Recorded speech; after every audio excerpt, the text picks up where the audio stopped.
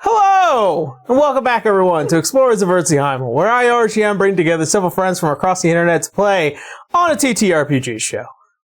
What you got there, buddy? Smoothie? Yeah, what you got there? Actually, it's a Gatorade. He's been torturing us for the past 20 minutes. No, you don't. All right. So for those watching, we got a fun announcement yesterday that little Koto arrived early. We were expecting him in August, and well, here he is. Yeah. Look at him. Little sleepy. He napped. He's eeping. I'm not gonna bother him. Anyways, before we jump on into today's game, I got a couple of quick announcements to get through, and then we'll head on in.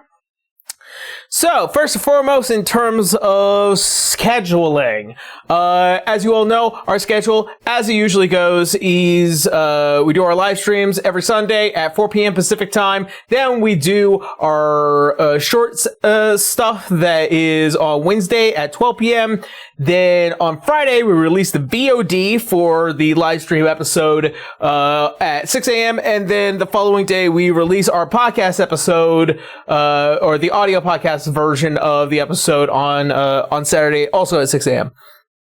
If you guys are interested in checking out any of our major platforms, we also post all of our stuff a week early over on our Patreon. So if you guys want to go ahead and catch up on all that, or if you want to get ahead of the curve, you could go to the link down below that will take you over to our Patreon, and you can sign up and become a $5 member, and you'll be able to access a whole bunch of stuff very early. We're also going to be releasing some brand new homebrew stuff that's coming up relatively soon, and we're also going to be doing some kind of drops for items that I have been making over the years, over the time. So if you're interested in checking out the homebrew class or subclasses and also archetypes, and then also a bunch of items, those will be coming up very, very soon. Speaking of scheduling, I will be informing everybody that we will not be live or posting anything next week by the time this episode comes out. The reason why is because we're going to be down somebody, and I just can't run game with only 3 people sometimes. And so at the moment, it is just better to don't worry about it. It's just better just not to film on that day. Also, this also gives me a little bit of time to work on something that I've been meaning to come out with. So if you guys are interested, there will be a video. It's just that it will not be an episode for Age of Exodus. All right. I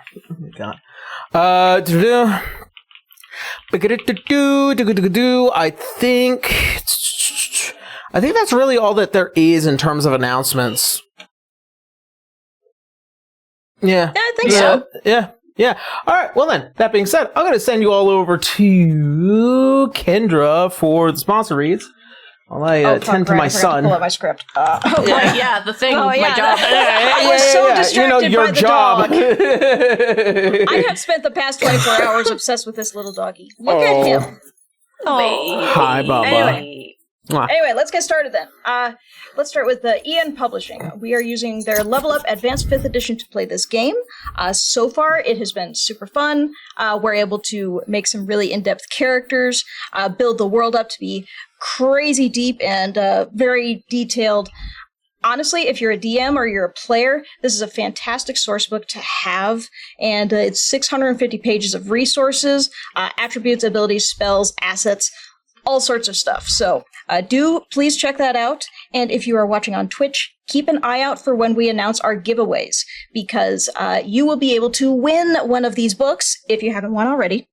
And we will send you one for free. And then you can just share it with your buddies and say, hey, you should get this book, or enter to win the contest. I don't know. Whichever one you want to do. Anyway, that is Ian Publishing. You can find their link in the description below. Aaron, that is too cute. This is the hard mode. You can use the code EOE at checkout. You'll save a little. We get a little back. Again, this is EOE, capital letters. So do please check that out.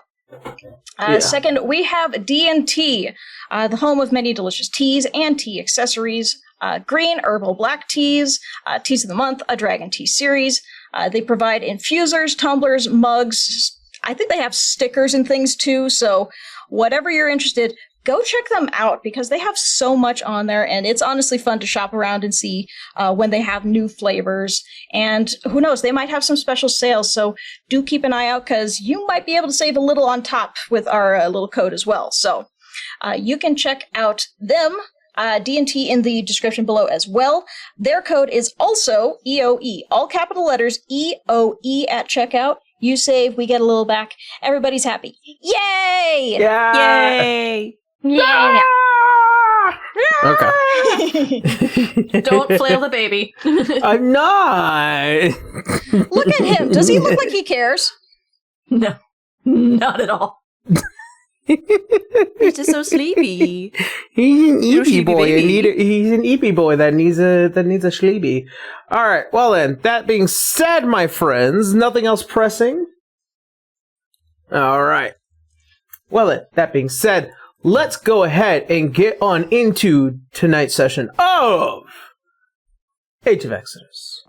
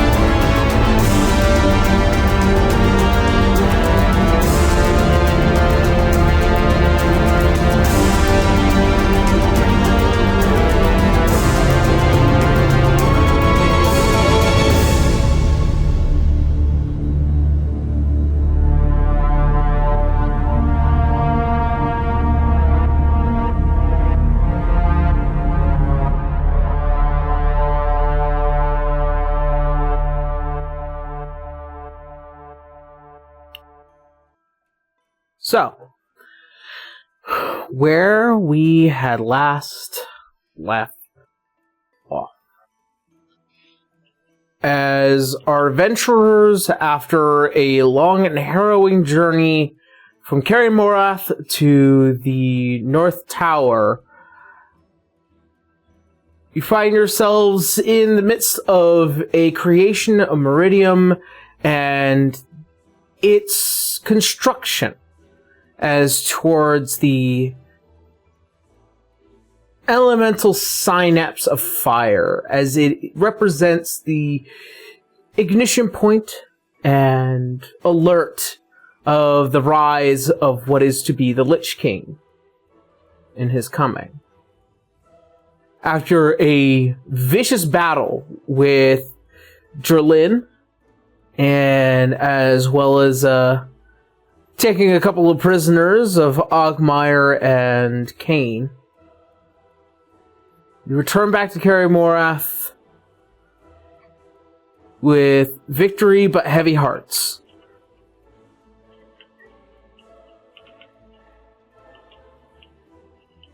As weeks pass and days begin to fade into the same,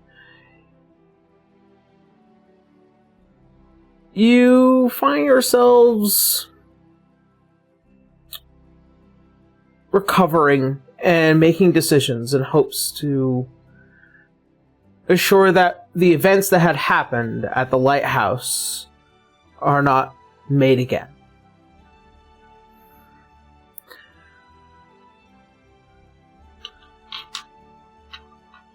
As a pair of footsteps begin to make their way through the halls of the Kerry Tower,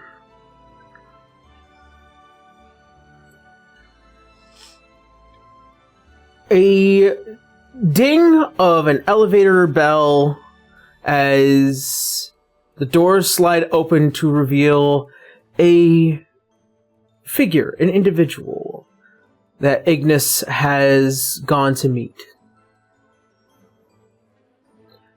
Blue, would you like to play cotton for me for a minute? Absolutely. I was trying to hide that from you all 2 weeks, Kendra. Alrighty.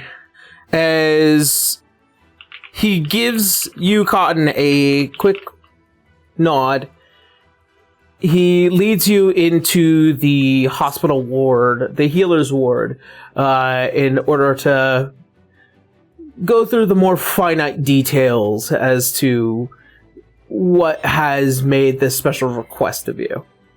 Mm-hmm. This is a very unique patient. I'd assume so, since you called me in so frantically.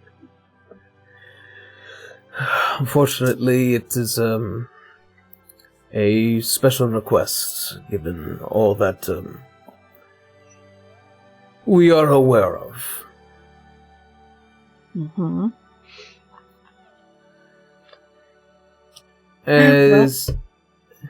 Excuse me, sorry.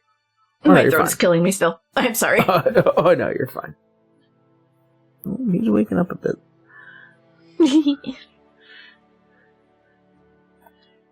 As he goes through some of the details as to what had happened. Here I thought bringing back Roy out of nowhere as a chimera in the middle of nowhere was crazy. Vampires! I mean, I imagine that they're not too, far and few in between. I've heard stories of what it is you've dealt with in the past. Well, I'm here as your doctor, nothing else further. I hear he, this patient of yours has his own plans, apparently. He does. He has been working with many others in order to construct a, proper replacement, but the surgery is something of your speciality that I would like to have you oversee. No, you called the right person. Only been perfecting it for years. Of course. As he kind of stops at the door. Understand that this does also come with a league of secrecy. You're talking to me about secrecy. Don't worry, mum's the word. Very good. As he opens the door, Cirrus, you notice as a human woman walks in, jacket and armed. You can see that gun on her back. Yeah. You can see that your father, who is kind of elated at their presence here, as he brings her over and shows you to her. This is my son. Ah, that's right. I heard some whispers about something going on between you and Aspen. Well, it's a little beyond whispers at this point. It's good to meet you. Yes. My throat is killing me. I'm so sorry. I'm holding it back so hard. No problem, Blue. You're fine. You're fine. Cirrus will hold out his intact hand. Cirrus Brimlight. And she'll shake your hand rather firmly, and she's like, Dr. Cottonelle Azure Acer, at your service. Would this name really catch his attention? Azure might. The Azure part certainly does. You are aware of the international criminal Alois Azure, and there are many who would not dare to take up a name like that lest they invoke the powers that be onto themselves. Exactly. Yeah. Lo-Fi gets it. But yeah, like, she says it, and you get, like, the glint off the gem on the back of her gun for a second, like... There would be a glance over to Ignis, and it's just like, all right, Dad got his, he's got his reasons, all right. the good doctor here, she's revolutionized the means of the surgery that would help you with the replacement of your arm. Ah, Arcane prosthetics are my specialty. well then, by all means, I'll be happy to share the plans that I have, and we can make any corrections and fixes before we get started. I'm happy to meet someone with a like mind. I'm not the only one. My sister and one of our friends, we figured it out together. Yeah, sorry, Aaron, stop! I see it. He's doing the little kissy things. Fuck. How are we supposed to have a serious RP with this going on? Yep. Yeah, I have to live with it. Thanks, I do Aaron. have to live with it. Yeah, so at this point, for those who have sat through Sandtide, she is much older now. She's in her 50s. Her hair is much longer, braided down. It's turning silver in a lot of places. The thing is that when you look at her, though, she has one purple eye, and the eye that used to be scarred over has a cat's eye on it. Like, literal, like, tiger's eye going on. Yeah.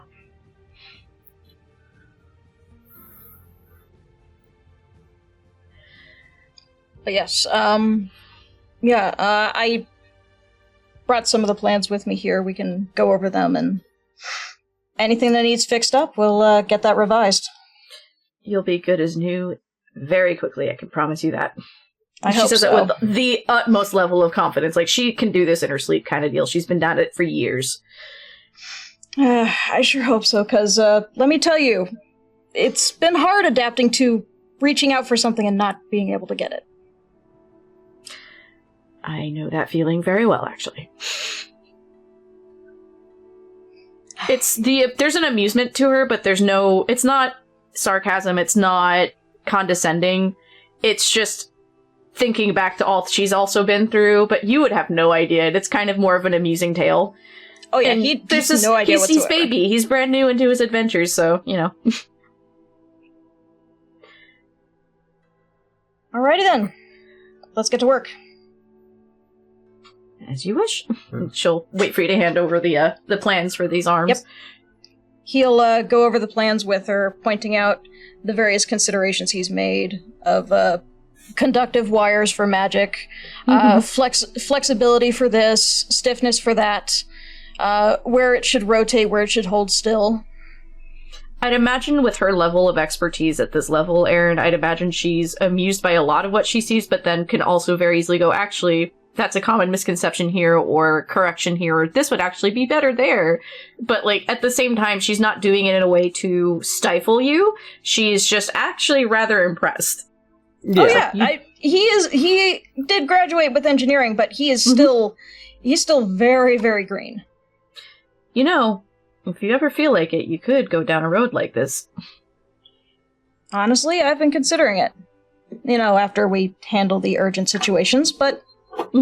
She looks at Ignis, knowing, like, I know what I am, but I'm just saying, he's got a neck, without saying it.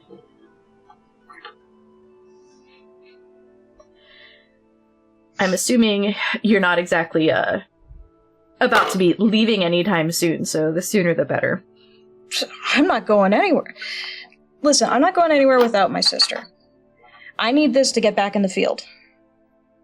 And I know that she's not going to get back in the field if I don't. She's been attached to the hip lately. I love her, but... Oh, whiny baby. Whiny baby. We're gonna be interrupted by Kodo for I don't know how many sessions. And she'd be like, I perfectly understand. My daughter was very much attached to our son for the longest time until she had to leave on her own for a bit. And I can only imagine it's even stronger when they're twins. Spending literally your whole life with somebody, it forms an attachment. Oh no! Buddy, you're killing us. I'm sorry. Alright, hey buddy, do you want to go lay down? Oh, sweetie. Oh, don't cry about it! Aaron, Yeah. Gotta put him down, bud. I can't. My heart just explodes. It was super effective critical hit. Everybody, Koto, the 6-week-old Shiba Inu puppy. Baby. Here you go. All right. Oh, okay. Yeah. So Follow me back. She'll have to, once she realizes like this is how it's going to be. She probably start taking off her hat, the suit, and putting the gun somewhere safe. But she's obviously going to shift into actual medical gear, not her suit that would give you an idea that she might be in the world of crime. Crime. Crime. Be gay, do crime.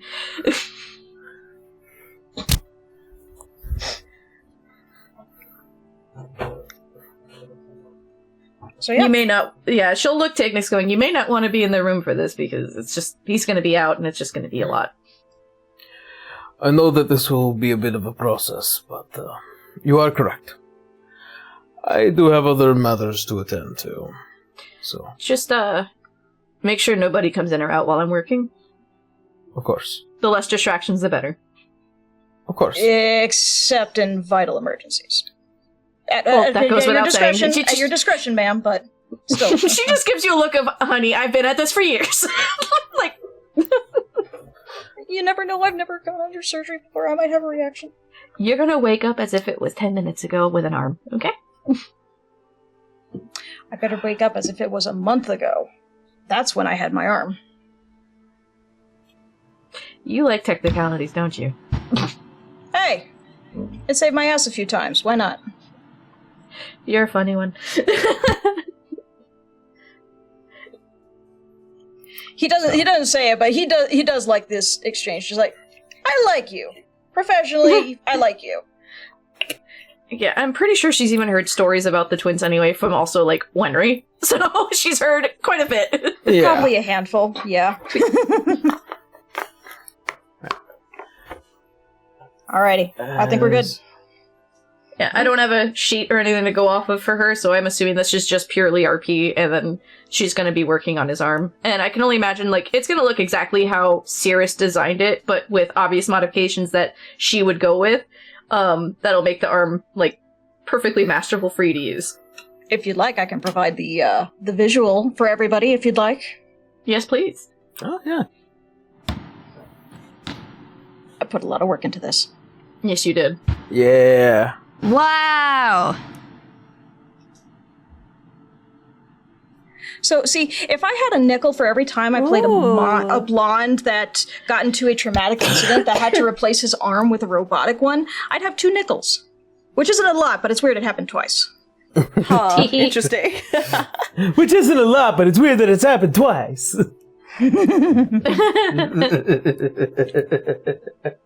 Alright, so. As the day moves...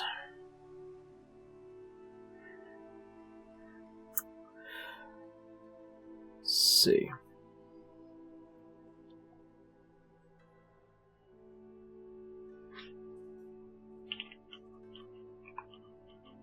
Da-da.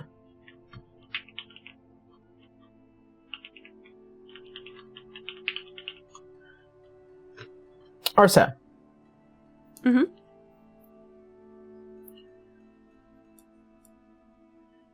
As you find yourself in and out of the tower and many of its humdrum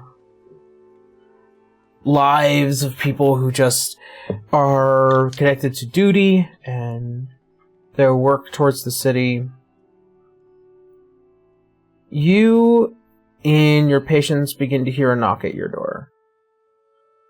Oh, who is it? A stranger, mostly. He cautiously opens the door. Yeah. As you do, there is a gigantic man who stands before you. His hair as bright red as fire, his skin kind of this somewhat light tone to it in terms of tanness. His eyes are these deep purple, and he's wearing this outfit with the cape on it that has this kind of this rose design around it, and kind of this shield that kind of also encompasses the sides. Mm-hmm. Pleasure to meet you. Baracus Rosewall. Oh, yes, Arsene Ankar. Nice to meet you, sir. Polite. I like that. Mind if I step in for a minute? Certainly. Sir, please come in. And considering how big the Rosewall name is, I would imagine Arsene knows of the Rosewalls and is like, yeah. Oh, he wonders like what kind of business he would have with him. Yeah. As he walks in, sees that like you haven't gotten cozy yet, but you've certainly kind of just like made the space work for the time being. Mm-hmm.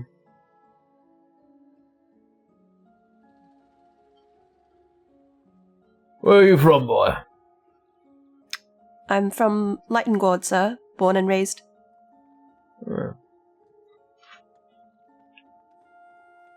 As he looks towards you. I heard a number of stories about you in the coming days. I would like to put a form of consideration of asking you to assist me and the Grand Magus in the near future.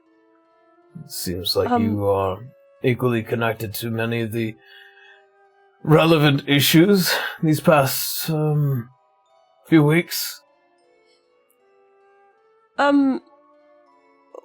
Assist in what way, precisely, if I may ask?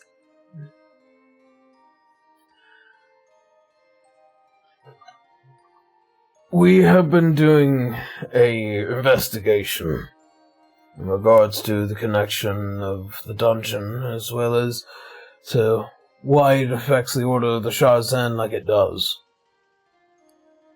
And I was also wondering if you might know anything about that. Assumptions, information, anything of the like.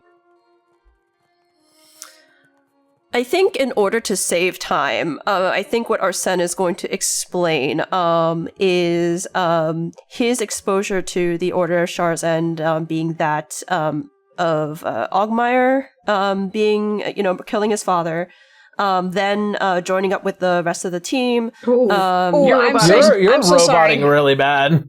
Sorry? I'm so sorry. You're gonna have to repeat that. You roboted real bad. Oh dear God. Okay, can you hear me now? Yes. Yeah. All right, okay.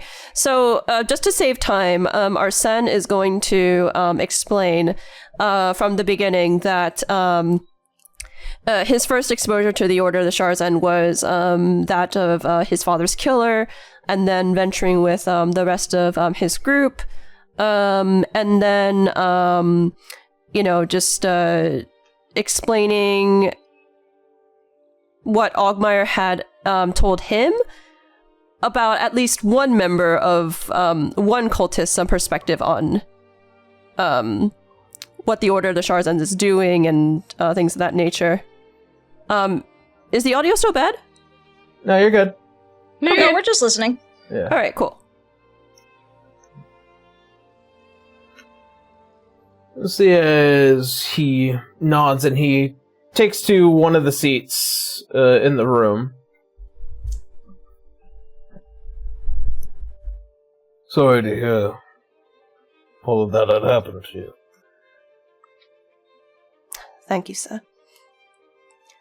At any rate, the Order of the Sharzand is very closely related to what's happened with my family, so I would be happy to help out in what ways I can. Which one? Wait, when he says which one, like, what does he mean? Which family would you would like to refer to? Your father's or your mother's?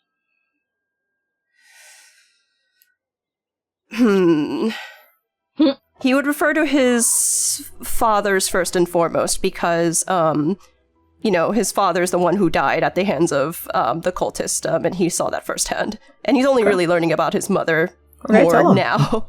Yeah. You can tell him. You don't have to explain it to me. Yeah, okay. That of my father, sir.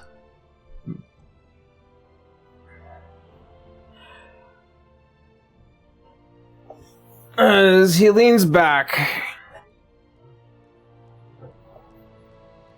How much do you know about your father's side of the family? And all of their dealings? Admittedly not much, sir. It's, what I know is that my father, he eloped with my mother, abandoned his birthright, and was disowned by his family, and came to Lightengord. He said that he didn't want to particularly share very much with, much details about, his family's roots. He didn't exactly want me disillusioned about attempting to make connections with them, evidently.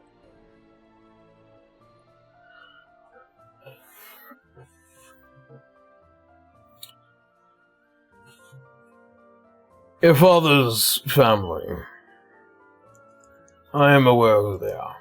And I am relatively sure that it would not be beyond me to believe that there are individuals within it that would have done what they've done. However, in recent years, the power of the patriarch of that family has changed. Quite dramatically, actually. I have assumptions as to the reason why he would try and kill your father. But I'm not exactly sure if the entire conviction of telling you who he is would satisfy whatever it is we're looking for. What we need to know is why he ordered the Shazan wanted to do dealings with him, and why he not only wanted his own kin dead, but also his kin's wife. Well, my mother was, Idra's son Scion. I understand that she caused all sorts of problems for the noble families within Orvheim. Yes, she did. You don't seem to harbor any resentment towards her yourself.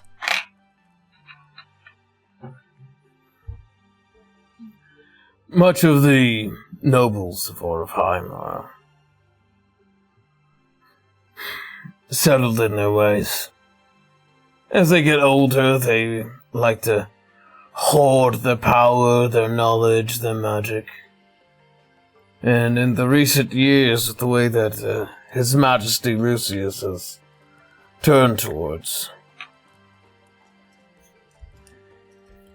one could imagine that a person that was capable of disrupting such magnanimity was found to be the enemy of their design. For me, though, I was much of the same as well.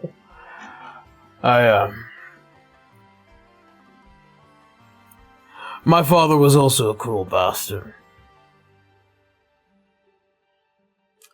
And it was thanks to Idra, and as well as my wife, in order to change some things. Though it did cost me quite a bit in order to get to where I am today. And even now, I still face the punishment of my short-sightedness.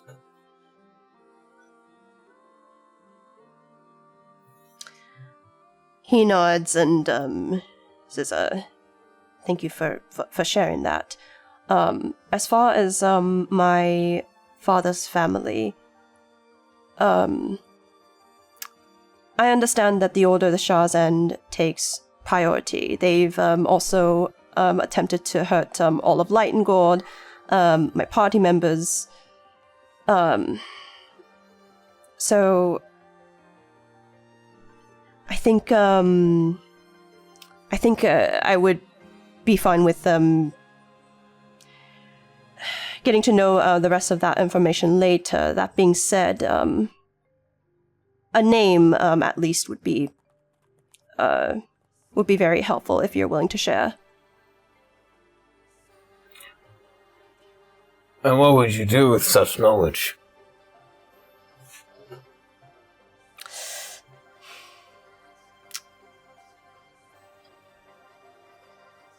I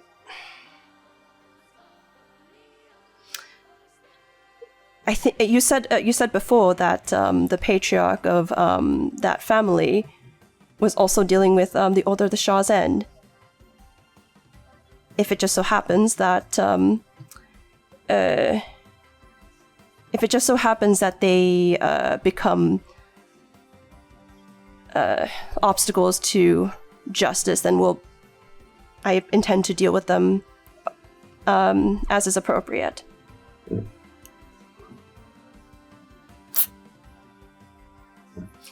Do I have to roll deception on this? Because he's partly telling the truth.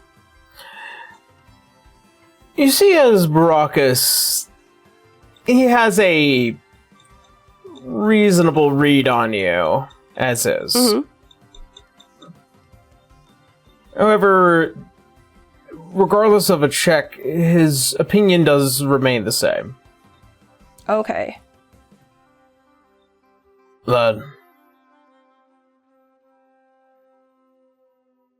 you and I, not too dissimilar.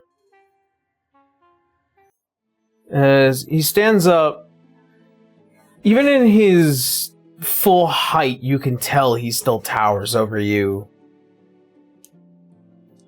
And you begin to feel as though the energy around him is divine in nature, as he can read you and you can almost read him, something burning, something celestial. Oh.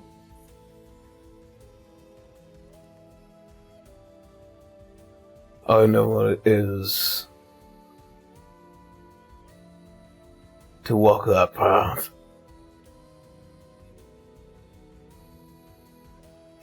I tell you the name. Maybe you do, maybe you do not go after the man.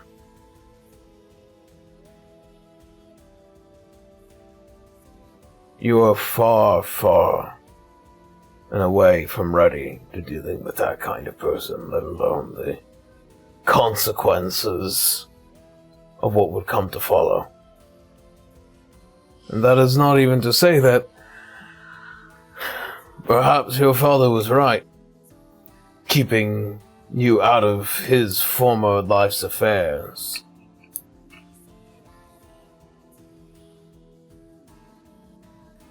Or maybe he's wrong.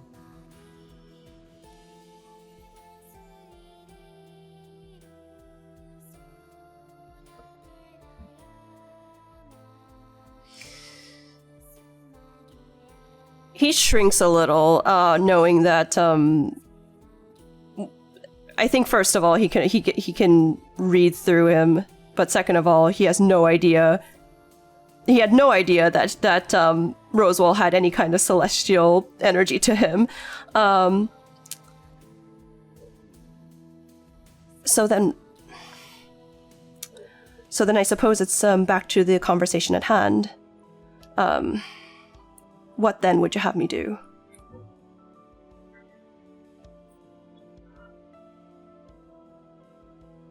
I am aware that the Six Fangs is running short on those who are in need of experience on the field. I can tell just by the way that you stand. You're capable of a fight. And as such, I am going to recommend that you join the Six Fangs, and as well as their guild. And if matters change, and if you feel like your goals might need to align more on a more extended way, you can come to me for it. I see.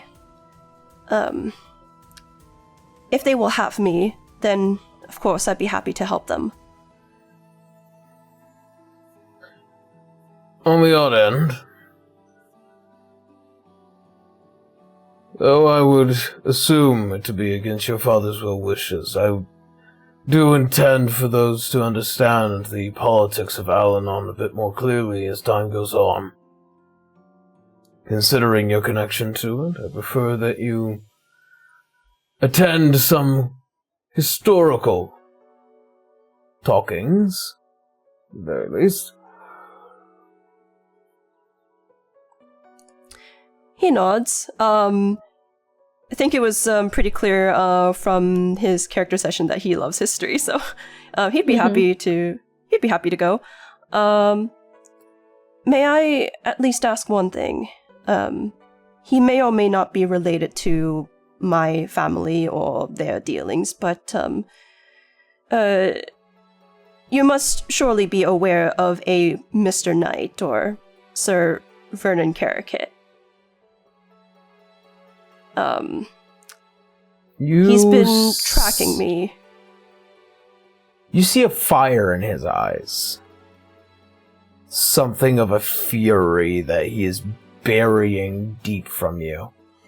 Everybody hates this man. Everyone hates this man! Nobody likes him. Why is he so powerful?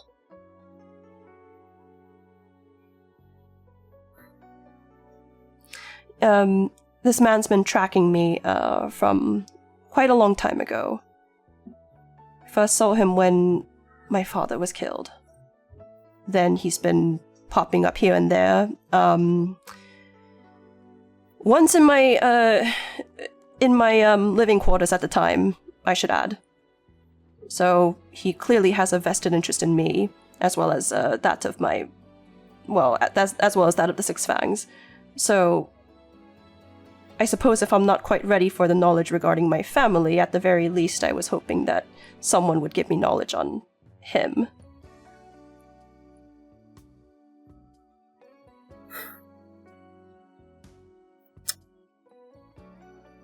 Vernon Kirkin, the Chancellor of Ordovheim, is a political genius, if not a genius in general.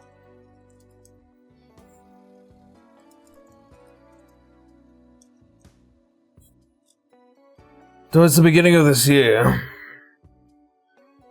he was elected to his position by His Majesty Lucius V. Centennial Al-Anon, removing the former Chancellor, and as well as anyone that was to stand in his way when it came to council dealings. That includes me, as I was relegated to Viceroy to the city.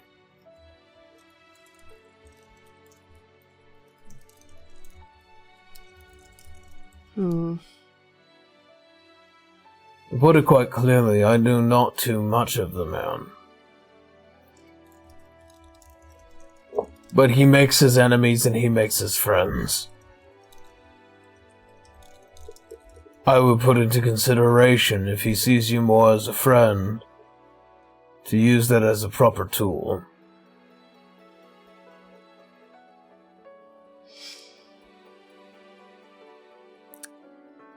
I will keep your words in mind. Although he would insist on more than one occasion that my father was on one occasion, an acquaintance that he got to meet, and then on another occasion as a more of a long-term acquaintance. Seems rather inconsistent. He's a politician.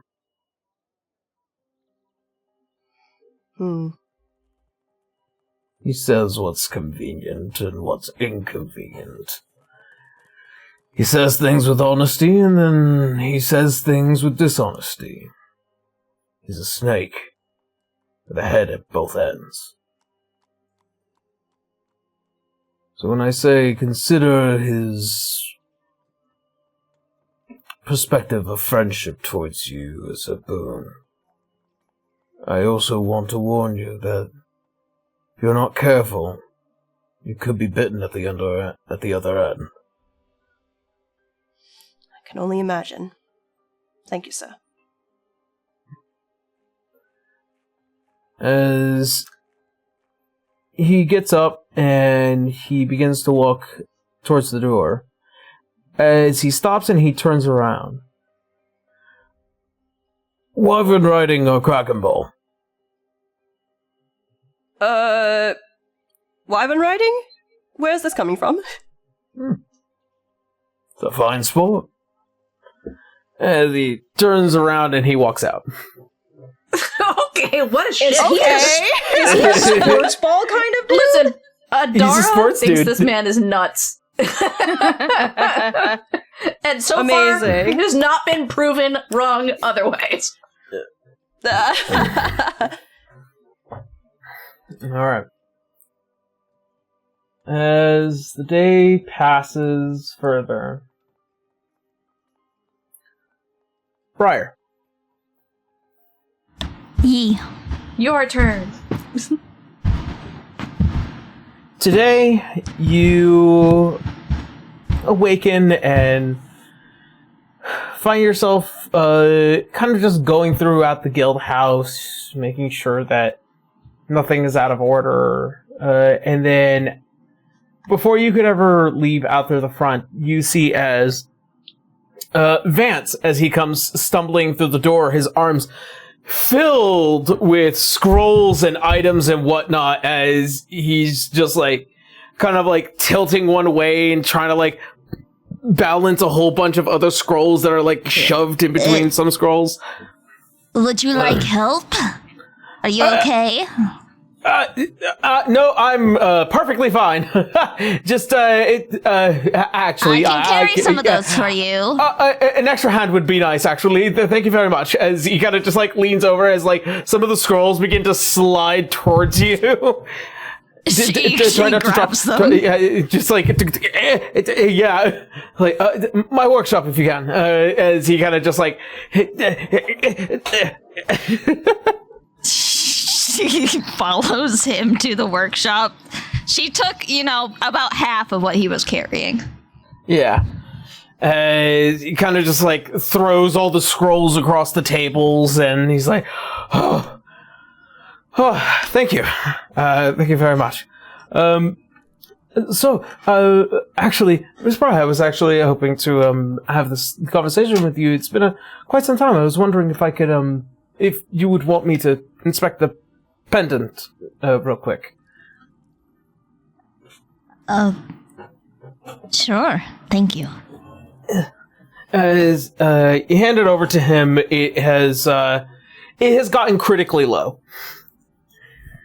And as he kind of begins to inspect it, so over the course of your adventure, it seems like all had worked out relatively well. Don't worry, I just want to make sure it's in tip-top shape just for the future.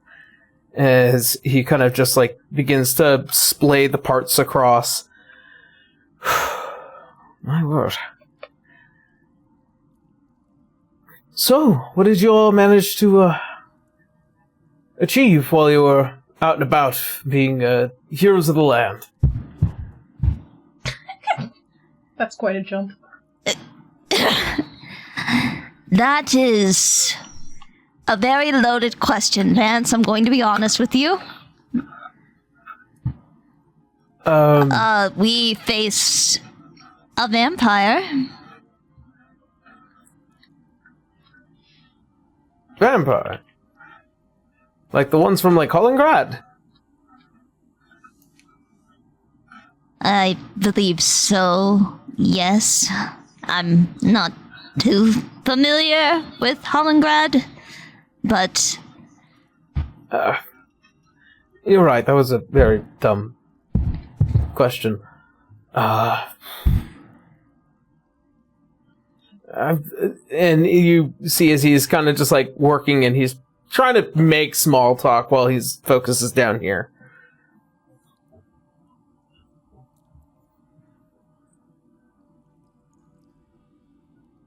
I heard what happened to Cirrus.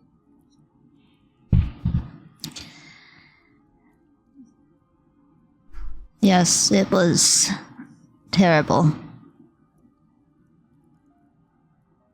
We were... I hate to say it, we were very outmatched. Just in sheer power.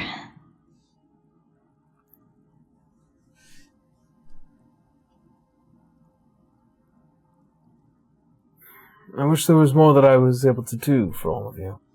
Other than just, you know, a place to stay or, you know, somebody that just fills out the paperwork and all that, but... Oh, do you want to go out in the field with us? Heavens no, I'm not a efficient combatant. And, as he kind of raises his mechanical arm a bit, I've learned my lesson about that.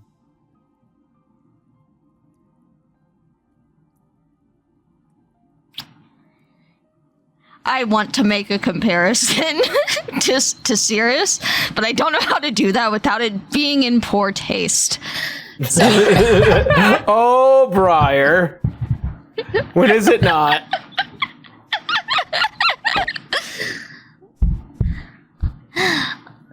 Well, you can't let something like that get in the way of what you want to do. But if you would rather be behind the scenes, that's perfectly all right. I much like myself behind the scenes, actually. A lot of the steps towards helping the world are often done by people you don't see every day. It's usually the ones with the names and the titles and the people that surround themselves in terms of greatness are the ones that you usually end up focusing on. And sometimes not having all that attention is nice. It does sound nice, not being the focus of attention. Getting to be on the sidelines every now and then. Sounds like something that we have in common.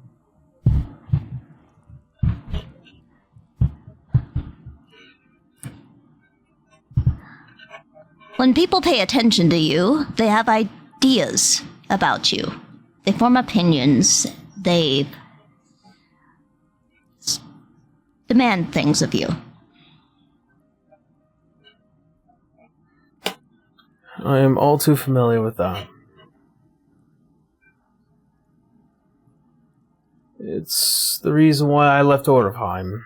The pressure and the stress are just too much. Besides, Gary Morth is nice. People are nice, and whenever they need help, I can help them. And whenever I need help, they seem to always come back and provide me with any means of assistance that I could have never wanted to ask for, but it just feels very neighborly. You know? These people are complete strangers to me in a lot of ways, but because I help them, they help me.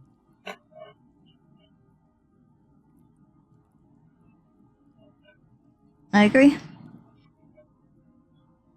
I mean, I'm sure you know how much assistance we've received from the Rosewall Guild. Well, me and Lord Rosewall agree on many things.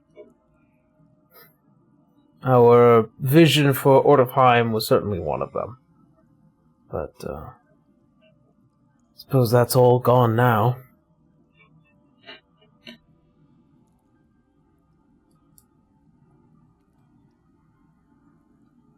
As he kind of, like, clicks the whole device back together, and he refills the container with the witch oil. Anyways, as he hands it back to you. Should be in working condition. No need to worry about it breaking anytime soon. Just keep it close to your heart as always. I will do so. Thank you. Of course. And thank you for talking to me. It's been quite quiet around here, and I'm kind of missing you guys quite a bit. That's very kind of you. It's been nice to be home.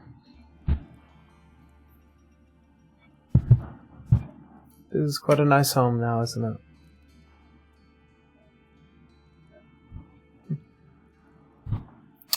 Anyways, as always, the work is never over, and I must get back to it.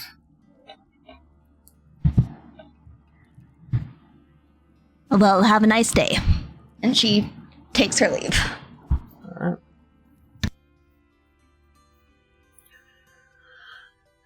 As the day continues on,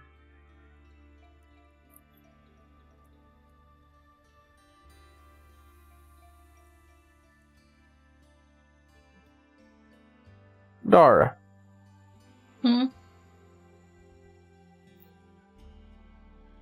You have spent several days here within the halls of the tower. Yeah. You've heard many a whisper and tale. I don't know if she's even been back to the guild yet. She might have, just to at least, change her clothes and take a shower, but yeah.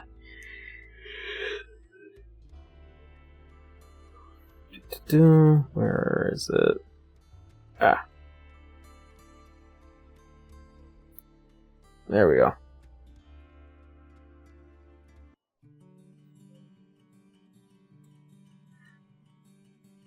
You are quickly met with the presence of your father.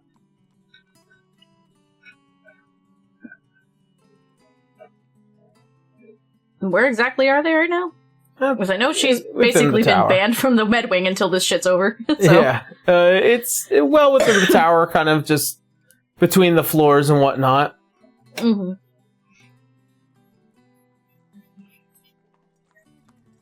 She probably looks like antsy, but just, brother shit. I was wondering if you would like to come out to the city with me. Well, given the fact that I'm not allowed to go in that room until whoever that is done. Sure, before I go feral. He is in good hands. I know. You see, as he kind of just walks with the cane under his hand as he leads you guys out, leads you out into I was like, there's the another? town. Yeah, sorry. As the two of you begin to kind of just traverse the massive city of Carrymorth, seeing many of its sights, the waterways, you hit the edges of the walls of the city, and after a couple of stops of just grabbing food, seeing the unique items and whatnot that these shops have kind of accumulated, none of which are magical, but there are certainly means of solving that problem. But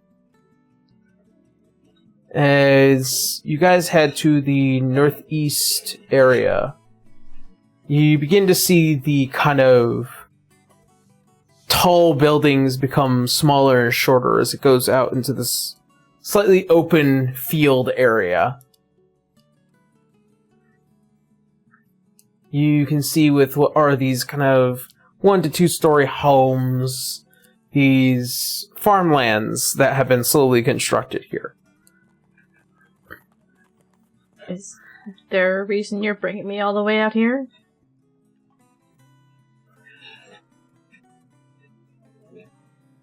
I wanted to I show promise you, I'm not going to sprint up the tower. I wanted to show you what it is that we've been building out here. Okay. Show away. As you make your way out, pull up my whole thing here.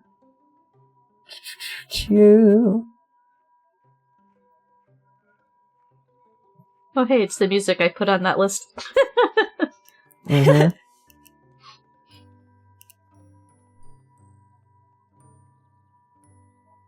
I'll say this, Adara is just, she's in the inside happy to be spending time with her dad, but it's such a shift from back when this started to this. It's just like, huh, you know? As you begin to see like a couple of individuals wearing these kind of tower robes, these bright green ones. Mm-hmm. Out here you see a kind of tallish half-elf looking man as he's giving directions and kind of just holding like these scrolls that have kind of just draped his arm as he is directing several of these individuals. After your father kind of waves him down, you see as he smiles and he begins to walk towards the two of you. Open light? And she looks at her dad like, what level of secrecy are we trying to keep?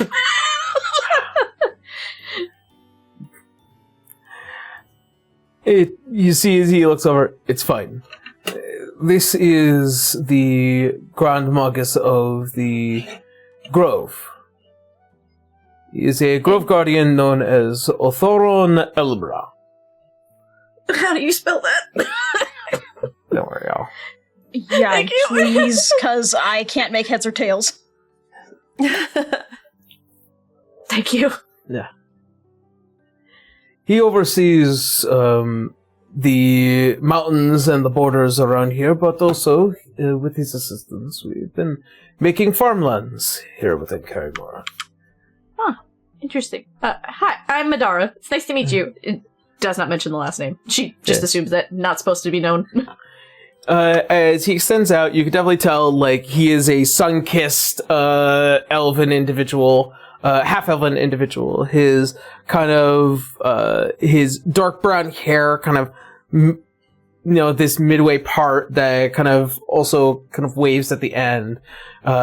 His, slightly verdant green colored eyes, and as well as, like, the green colors of the tower mage's robes, and as well as what looks like to be this stag design on his cape. It is quite a pleasure, Adara. I've actually heard much about you. Wait, you have? Yes, your father has spoken a couple of times about his children in the past. She looks at her dad like, you need to give me a clear level of how much people are gonna know and don't know. She's just like, I don't... You see as he kind of just like pauses to apologize. It's just like,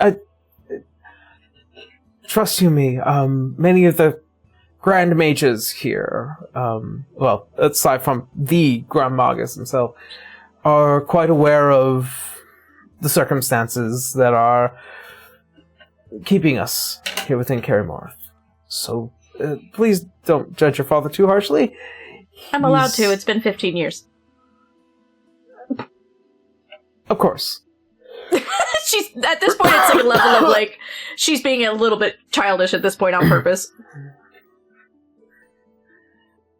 Anyways, Lord Grand Magus, quite good news. Colbrand has finished his construction, so we might be able to have a proper irrigation system here within the next following couple of weeks. And quite luckily, we actually just managed to get our first farm up and going.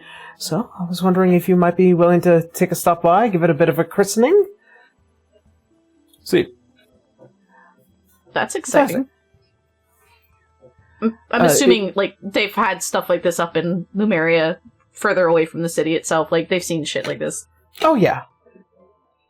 As you see, as he kind of, like, begins to walk through these very well-crafted roads as they kind of begin to show much of the farmlands and the immediate environments that that follow.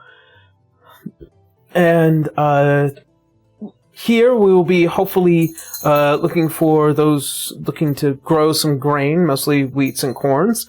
And then livestock will be headed a little bit more closer towards the northeast as in order to avoid the rather treacherous smell of methane. Mm-hmm. But we have been looking forward to our current project as he kind of like shows a bit of a ranch area here. We finally managed to get our little kookaroo farm up and going. There is that small moment where it's just that little twitch of the eye. Like, oh no. Oh. Yeah. Kind of like begins to walk through. As you can probably tell, these guys are quite the runners and could be breeded for almost practically anything in terms of labor or entertainment, depending on who you ask. As you begin to see like the big open fields of those massive kookaroos as they kind of just walk around, and you can see some are playing and chasing after each other. You see as many of the ranch hands are also tending to their feed, before finally like making way into one of the houses, where you begin to see that there is a new clutch, if you will, of kookaroos that had just hatched. Listen, do I need to roll her ability to keep a straight face? Because I don't think it's gonna work. Sure. Make me a deception check. Sure. 9. She's just like, she went from being very polite and like very like professional to her eyes are like clearly on the verge of crying. She's just staring at them. Babies, they're little hatchlings. They have just they're kind of like the little ugly of just like They're so cute. yeah. As you can probably tell, viewers, we are a little bit sappy towards baby animals. Just a little. Adara is not moving, but bad. you can like. It doesn't take much for her not to like. She's holding herself back. Yeah, Saw them over at the North Tower. They're very cute.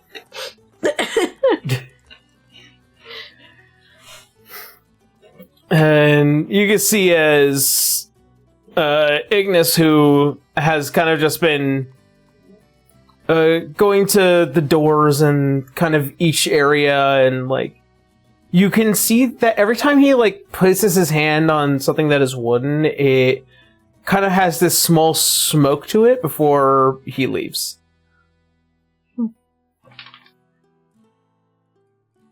Is that what he meant by like a blessing kind of deal, or is that just? Yeah. Okay, because I'm like, I don't think he has the same problem that Briar has.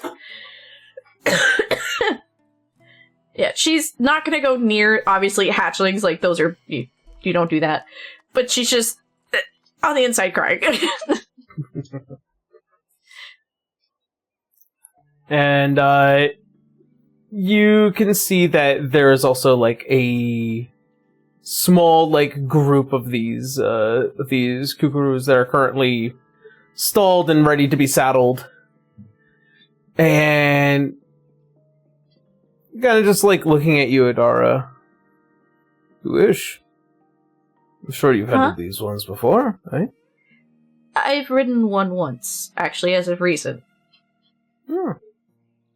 I like Not them. that- Don't get me wrong, the Ven Reaper is cool, but I don't know, kookaroos are just... They're pretty cool. She's calmed down now that she's not staring at babies. So. Yeah. She won't approach unless she's told otherwise. She doesn't know them, they don't know her. She doesn't want to cause a problem. You see his Hawthorne as he kind of approaches. In Grove culture, if you manage to make a bond with these creatures, especially at a young age, they are like a friend for life. It's trust. They are very intelligent, but also a little fickle if you're not careful. As he looks, big cats. as he looks up towards one of the ones that have kind of just like loomed over, you see as Hawthorne as he kind of speaks in Druidic towards it before it looks down towards you. One of those big sharp eyes as it looks at you. She will hold out her hand, but she won't look it directly in the eye, purely out of respect for the animal. Yes. Let it come to her. If it doesn't want to, it won't. And it kind of puts its head into your hand.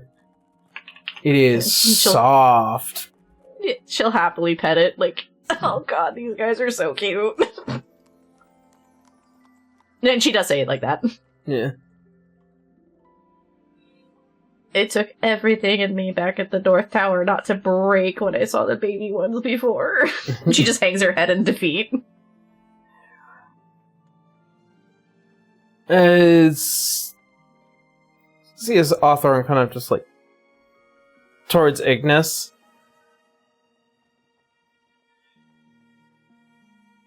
You know, every now and again I hear that there are needs of sponsors for making sure that these farms go well. Would you... Okay. Mayhaps we can sponsor one of the new chicks. See it grow well and healthy. You're gonna have to explain this to me in very plain terms before I make a really bad assumption. And she's looking at him like, you better watch what you're about to say to me, because if this commits, it's committing. We can certainly buy one in hopes that it grows up well and healthy, and in 1 year's time, hopefully, it will be fully grown and ready to meet its new master.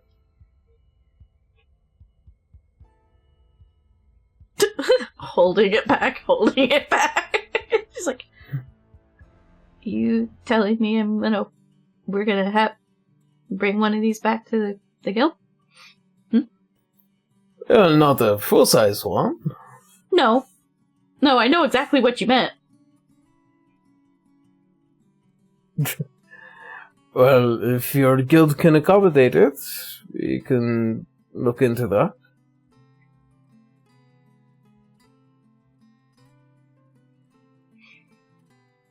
She has Vance's number, right? I bet she does. Sure. I bet she does. Yeah. She's like, hold that thought, and steps outside and immediately calls him. as Vance, as he answers his Echo Stone, and you see it kind of just like floats away from him, but he is like surrounded by scrolls and whatnot. Oh, hey Adara, I haven't seen you since you left. Yeah, sorry, I haven't left the tower until today because I've been brought outside. Quick question. How would you feel about sponsoring a baby kukuru? Oh, that takes a lot of space and quite a Vance? bit of yeah. Vance, please. I can build a stall or two. I will gladly help you. I have an engineering background. Sure. Like, try to tell her no, Vance. Oh man, with those pink eyes, how can he say She no? is giving the biggest, like, please, you're gonna break my heart if you say no's face. It's just like, okay, yeah, yeah, well, I'll get right to work, and as he kind of just like moves some of the scrolls off to the He'll side, get and the he quickest, opens a oh my brand god, new thank you, one. I love you, okay, thanks, bye, and then it just hangs up. Yeah, it's just. And she'll just saunter on back going, not a problem. Ignis just watched her use the cute of her face as a weapon. I can imagine she's just basically vibrating, She just is trying to keep it together. She is all lit up at this point. As you see as Hawthorne, as he kind of like walks over, well, let's take a look at some of the chicks and then see which one we'll be able to have you sponsor home in due time.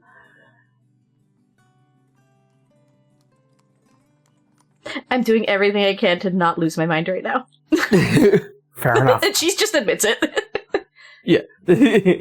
And you see is like, as there is a lot of conversation, the local rancher, as he comes out, and you know, it does take quite a bit of conversation, and a bit of sponsor paperwork, but you are given the certificate for your kukuru chick, which will eventually come in due time to be ridden in about a year, and it needs a name. You know exactly what she's naming. We all know exactly what you're naming She's it. naming it Nugget. Oh. All right. You receive your certificate of sponsorship in quite a bit of time. You will have your kukuru, and its name is officially Nugget. She is so proud of herself over it, too. Listen, after everything that's happened, let her have this. I can only imagine Ignis's face when he sees the name she writes down. You can see he is trying not to laugh. Yeah. Like, I could be professional about a lot of things, but when you name a creature, you name it with what you feel is right. Nugget feels right. You see Hawthorne bites his tongue a bit. Listen, I know how silly this sounds. It's not about the silliness of it. I mean, you could... Never mind. I know the implications. I know what I'm doing. And, in the glad of the day, as day slowly begins to fade into twilight and night,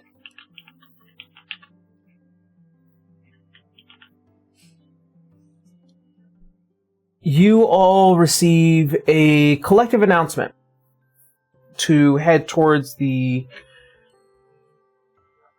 healer's ward in the tower.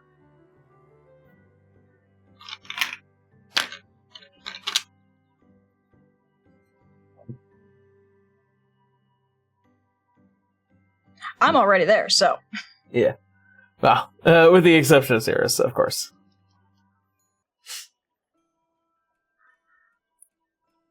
Alright.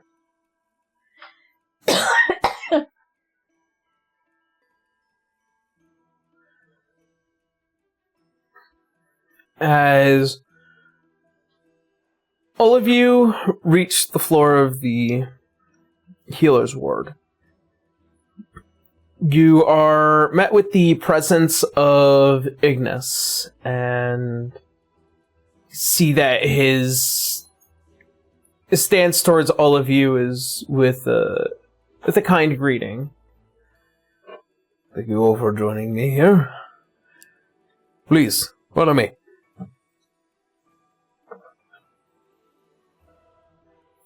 Adara is doing her very much best to just not beam past them because she knows exactly where to go. Yeah. Yep, our son would follow. And I would like to imagine that at least a few times, like, he would have visited Cirrus too at the healer's ward. Of course. At least once or twice, Briar did too. As you guys make your way through the door, you find yourselves in a room that has been made quite clear to its design. The work that had been made in order to recover your friend and brother. As you see standing there, you can tell the posture is stronger. As Cirrus, as you turn around and you show what is the brand new design and the built purpose of your arm. Hey guys. Check it out. Wow. Wow. That Man, is impressive. That It's lady like- works quick. It's like armor. A little bit. It's supposed to be pretty darn sturdy. Mostly what's gone into here is magically compatible metals and all that jazz, but the technicalities are technical. Haha. I'm just glad to have something back. Adara And, you- you. Hi. So then how does that work? It's you're just able to think and you move your arm as you will? Well, Yes, how does it feel to use it?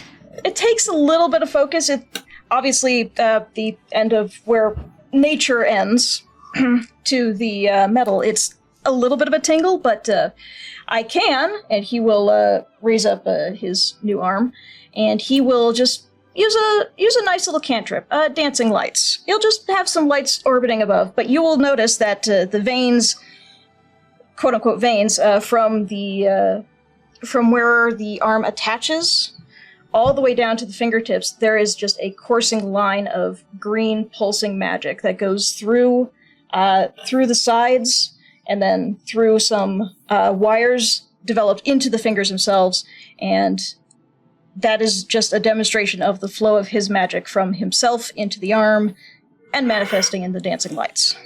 Wow. You really are a genius. Not just me. Adara helped, and Tusker too. And Oh. obviously the professional who helped me get this thing installed. Did Cotton build it as well? I would assume she'd had to have done it to make sure everything was, like, working as it should. The parts for the plan were provided. The final construction was done here. But That's what I mean, like, she did that here. Yeah. The actual manufacturing was done by several other individuals, mostly Tusker. But the final assembly and, the adjustments were done by Cotton. obviously it'll take a lot of practice for me to fully master this thing, but, Well, that's why Dad said we're going into training very soon. well, hey, I'm glad I can at least have something to keep up with the rest of you. Might also need 2 hands to carry Nugget. Anyway, Cirrus will look over at Ignis. I'll explain later. She seems giddy, which is odd for her. As of the past week, she's been so mopey. Honestly, this will get what's Cirrus. a nugget? This will get Cirrus just grinning. Tell you Well- what, we'll tell you in a bit. No. Oh. No. You want to tell her now? I haven't seen you two in a lot lately, so I'll tell you the good news. Okay. We're sponsoring we're sponsoring a baby kookaroo.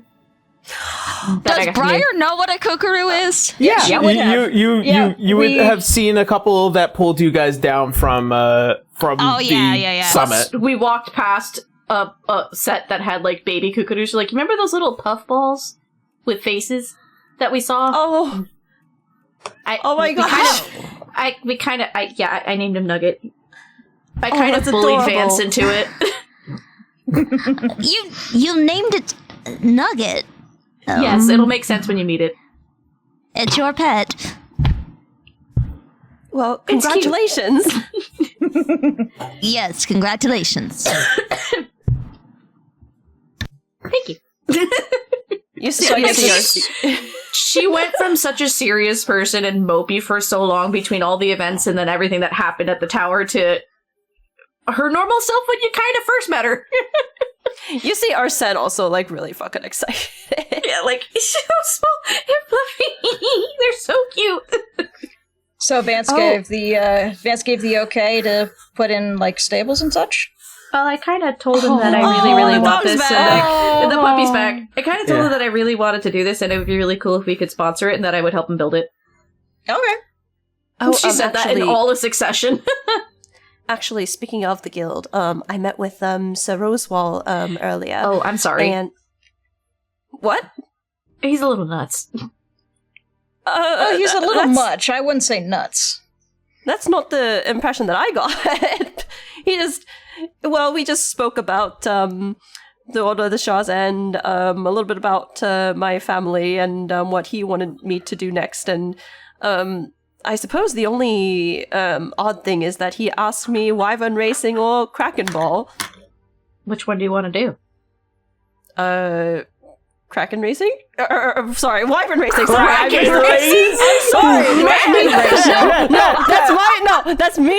That's me, the player. That's me, the player, having fucking brain fog. All right. No, I'm okay. sorry. That would be amazing. Kraken Yeah, racing? Kraken No, Racing. would be nuts. No, that is not what he says. That he's sorry. That's just me, the player. Fucking Wyvern Racing. I'm sorry. Yeah. Yeah, we had that up in Lumeria. That's a lot of fun. Yeah. To be fair, What's I a think Kraken Racing? he promised Abel the Kraken Ball thing once, but then we had to leave, so. Aww. Oh, who's to say there won't be another game? Yeah. But our son says Wyvern Racing.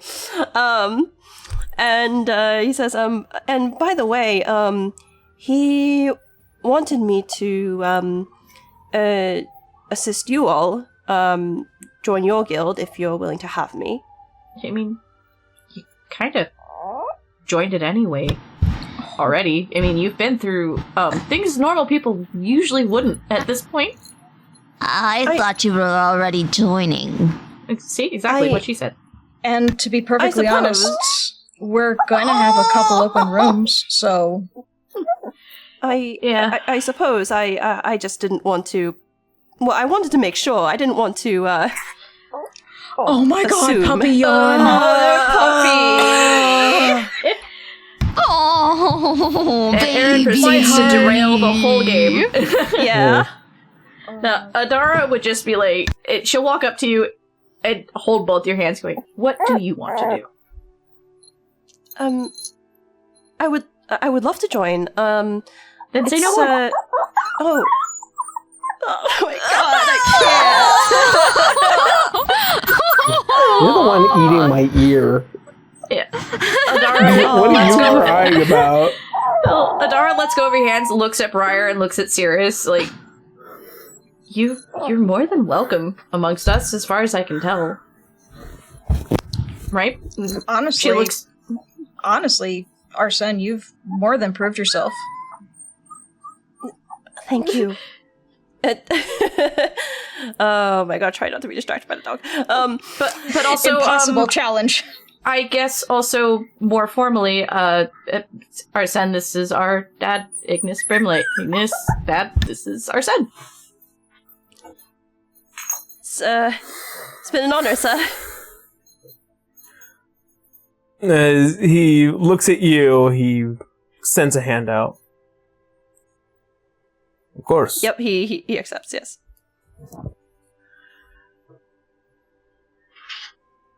Welcome to the Six Fangs. We just gotta introduce you to Vance in a more formal thing and sign a few papers, I'm sure, and you're all set. That means a lot. Thank you. Before all of that, though, there is a longer conversation I wish to have with all of you. Considering all the events and what is to come, myself and Lord Roswell have been making plans. As your father, as he pulls out with what looks like to be the red orb with that kind of golden kind of outer casing and gilding. Yeah, the thing that we almost I'm guessing it's since been mended. Yes. There is still much that I do not know about this. But what it does seemingly have is a excessive amount of primordial fire energy welled within it.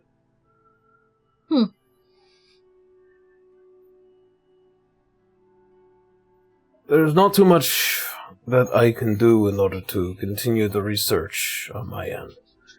But there are people I do not trust with something like this, at least not yet. However, I have my suspicion as to what this might be used for.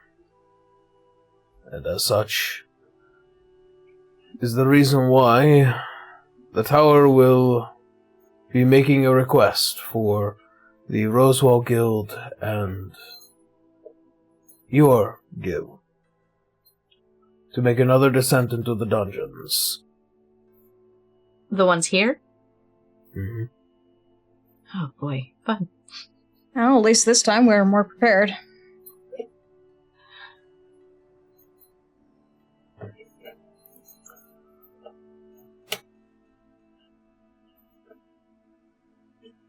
What we do know, that the Order of the Sharzan wanted this.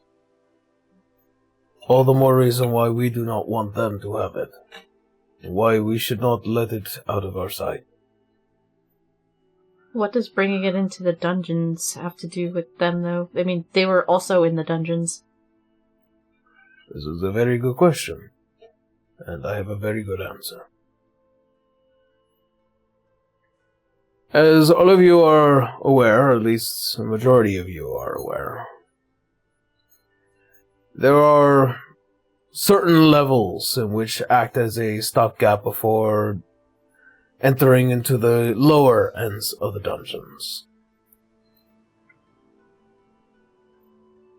You all managed to reach the bottom of the first major section of the dungeon when you first came here. That's where we landed?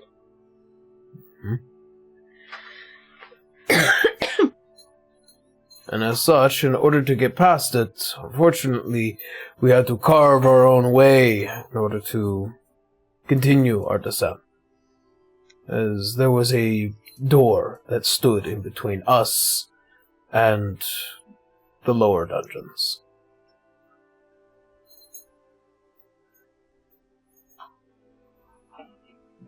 I have a reasonable amount of suspicion that this elemental star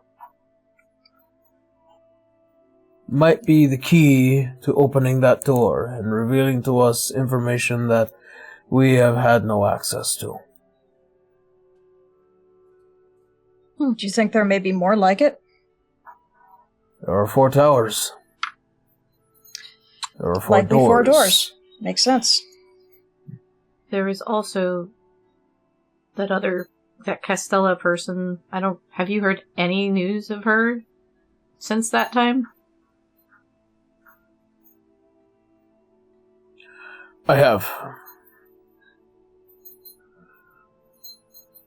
There has been multiple groups that have run into this individual in hopes to avoid a outright confrontation. They seemingly have not been assaulted by this woman, but rather she acts in a rather inquisitive position.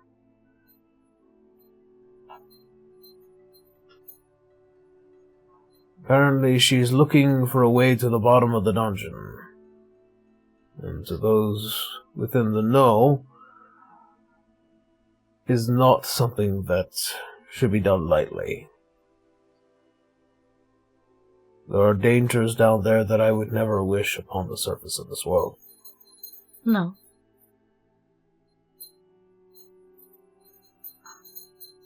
But she's someone that Wolf fought against back in Lumeria. She was leading that army. And then we got the information about this North Tower that's just supposed to be like a lighthouse warning for something similar, I guess. That's can't be coincidence. Certainly something involved with something else. For now, we are to do our best by not invoking the ire of this woman. No, Whoever she I've had is- my fill of vampires. Whoever she is neither ally nor enemy, for the time being. Though it does seem like her focus is quite direct.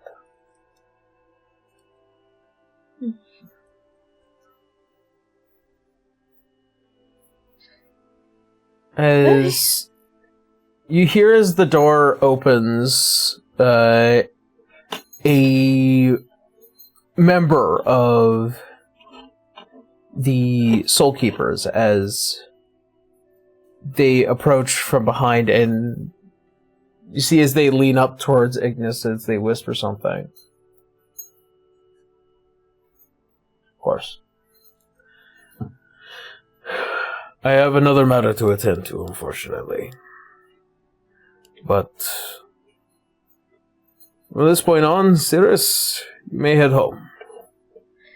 Finally. Finally! I am so sick of that hospital room. Quick Fresh air at question. last. What happened to our Van Reavers? And this will get Cirrus's eyes just popping wide, just like, oh shit, I was so wrapped up in everything, I completely forgot. I mean, you kind of lost your arm. Yeah. I believe our guest, who has now requested my audience quite thoroughly, has helped to return those things to you on his airship. Joy. That guy. Got it. At least he's civil enough to do that much. Well, let's let Dad handle that. We should all go home and you get settled back in, and I guess we'll catch Vance up. But how much are we not telling Vance, Dad? This is getting real awkward. He has been informed of what he needs to know by me. Does he know about our connection? He is aware. Okay. With everything that's happened with this cult and everything, I just need to know what we're saying and what we're not saying. Let's withhold any information in regards to the Lich King until such time that it becomes more relevant. That's fair. But I should, I guess, introduce him to the fact that not only do we have Fenrir, but we have Cliff S as well now. Probably not a bad idea. No. I'd rather he not wake up in a surprise to a room covered in ice and one covered in char. Well, I don't have that problem.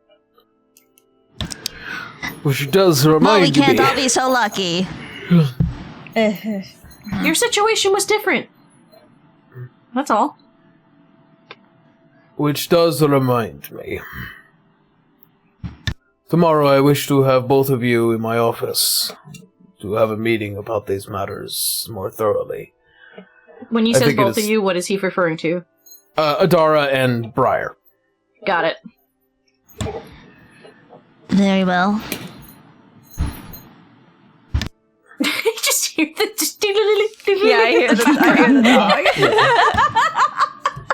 He's currently trying to, like, fight the bed. Get it, buddy. Get it. You do it, buddy. Oh. He's real flopsy about it. Let's also be mindful of when Koto needs a potty break. Yeah. Hey, Oh, don't baby. worry. We're getting there, I promise. So, you're not allowed to be a stranger anymore. And she's looking at her dad. I think I've improved over these past few weeks. You're getting there. Not everything's True. fixed in a day. She says, but she's smiling because, come on. Like, not everything is fixed, but it's well on the way. Of course. We gotta get you settled in officially, Arsene. Oh, I'm yes, of cooking course. tonight. Can I help a little bit? I need to get some practice with this. I'd also like to help, actually. Okay. I feel as though I'm a little rusty. The two boys look into Adara just like, please. I feel as though I'm a little rusty with cooking, and I would like to. I will be happy to teach you. Thank you. What do you think I learned from? Points at Dad. That reminds me. Briar, I don't think I ever did get that opportunity to teach you and Ian anything about controlling magic and such. We need to get together with that. It's easy. Sure. We can do that. Cool. Most of his gestures are with his right hand still, just because he's still trying to get familiar with the left. I think the best medicine today is to return to the guild hall and try to settle back into some form of normalcy. For now. Oh, to sleep in a bed that isn't so stiff.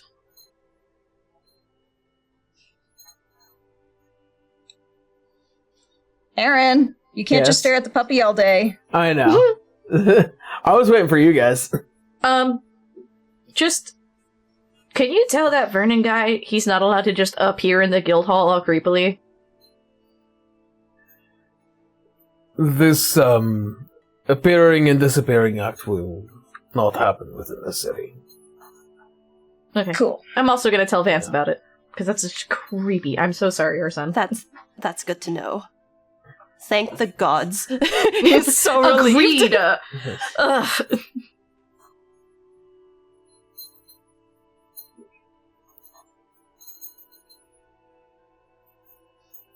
So I guess we'll get going then? Alright. And as you guys are taken, and make your way towards...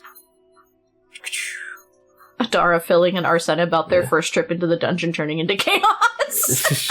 Yeah, You know, that. Releasing a vampire accidentally into the fucking chasm, running into the shards, and Yeah, having to and fight their also- way up. And also our son just being like, "How did you survive a fall that huge with no wings?" We were Water. very, very lucky. We fell into some water. Briar kind of sweet talked a squid thing that was down there. No, She- it was an octopus. I guess.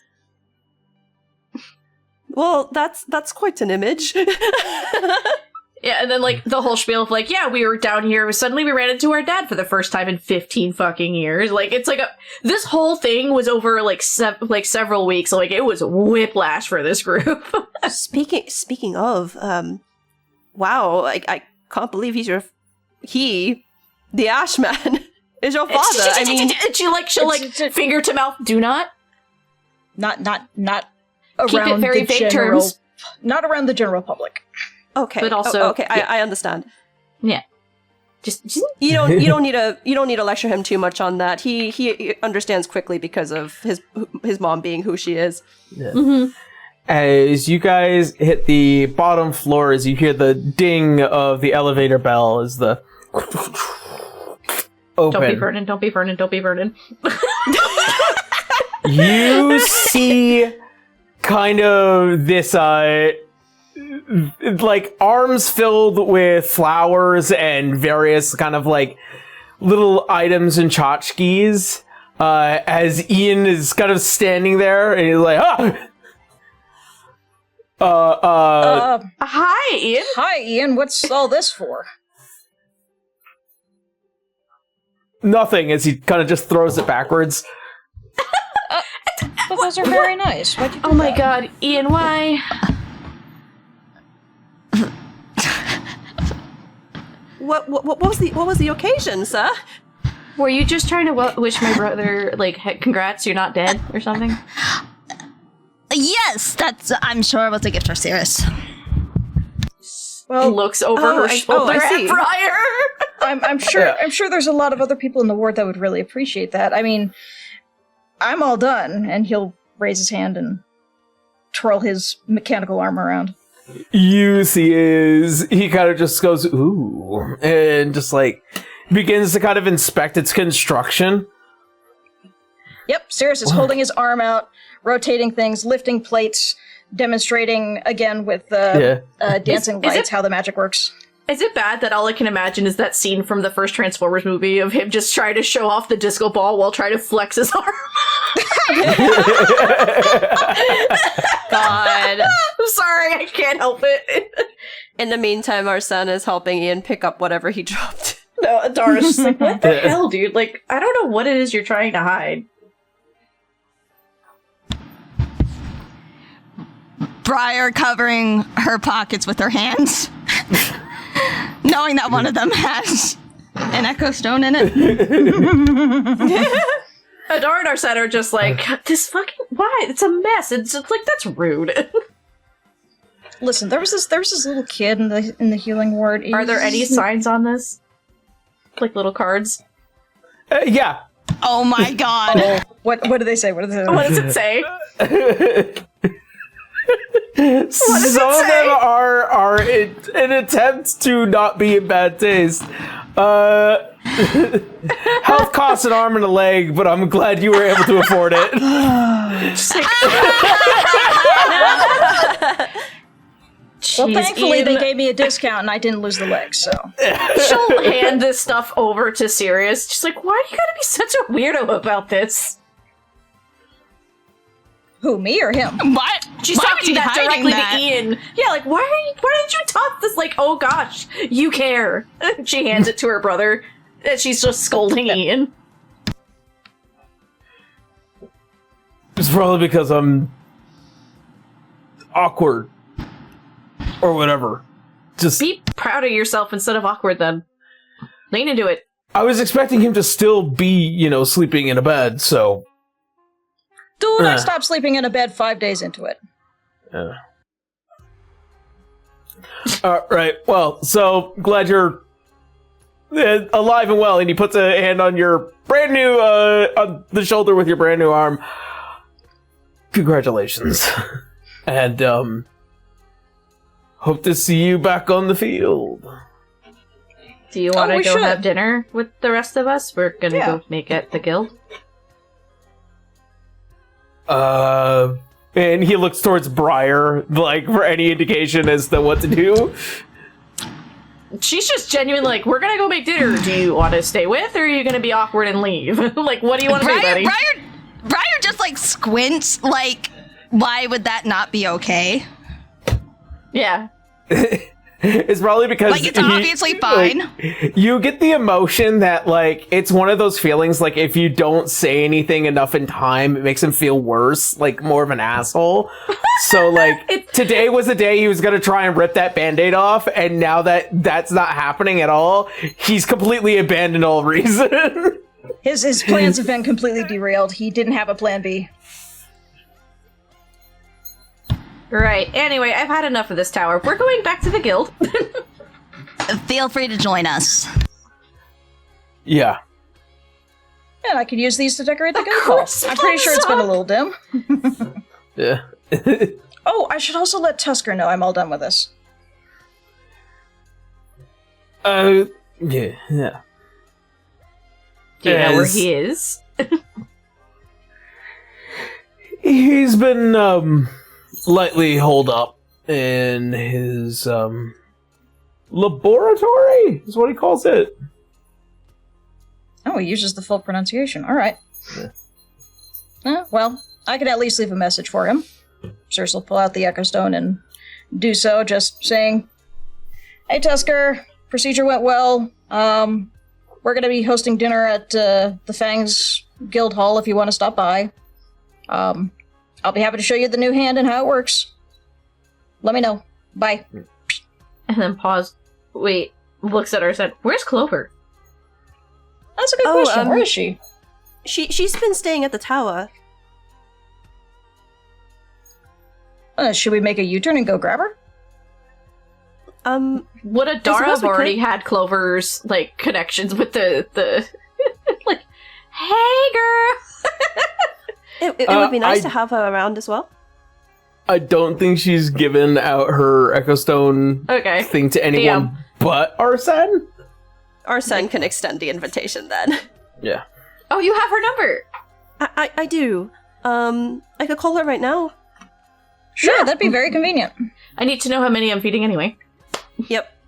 So he calls up Clover, and I know with the Echo Stone you could see, like, it's kind of like a screen, like a camera, like, so you could see everybody, right? Yeah. Not just Arsene, yeah. It's So like Clover FaceTime, could see, but yeah, Clover not- could see everybody. Of course. As you call her, she goes to answer it herself as you see she's kind of like in the throes of research herself. Hello. Hello, Can Clover. Adara and Briar hear this? Briar Briar smirks. so Briar does smirks so Adara. widely. I feel There's like a this is the one time sly glance Adara from and Cirrus. Briar look at each other like, uh-huh. There's a sly By the- glance by from the way, Cirrus as he's just- hiding behind these flowers. just as a side note, I know outside of these recorded sessions, Arsene has had conversations separately with Sirius and Adara, in which both of them were like, "You don't have to call us like Mr. Sirius or Miss Adara." And with Clover, since she's been, asking for a date and like being really like cozy with him, I feel as though he would. It actually feels even more awkward if he calls her Miss Clover instead. So he's like, "Hello, Clover. Are you? Well, oh goodness, it's my turn to ask. But are you free tonight?" For you? Yeah.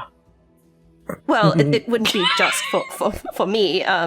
It's we're having dinner at the guild house, and I was wondering if you would like to join. Oh, yeah. My first time Adara at the just guild leans in, house. "I'm making dinner if you want to come by." Cirrus Oh. also leans in and gives the exact address. Okay. I will be there in a moment's notice. I am completing a particular concoction. Ooh, fun. Ooh. Oh, and you can tell me all about it when you're here, or when you're at the dinner. Yeah. She just seems like happy. Well then, I'll see you later.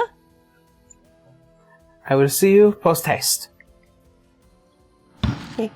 And yeah, I guess that's it. Right? Arsene doesn't see it, but Adara's looking at Briar just, things are going well. Briar actually will lean into Arsene and just kind of mimic Clover.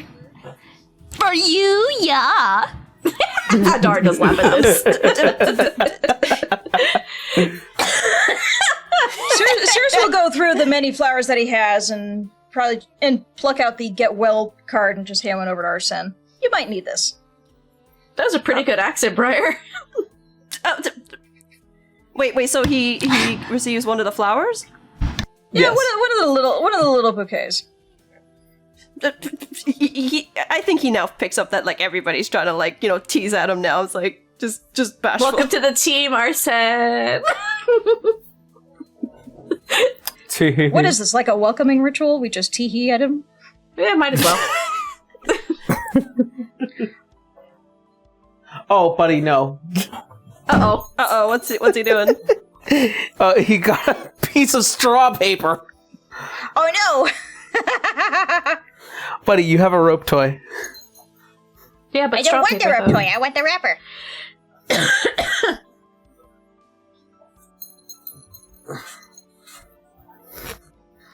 Okay. He's a good boy, but he's also so much trouble. All right. He's a baby.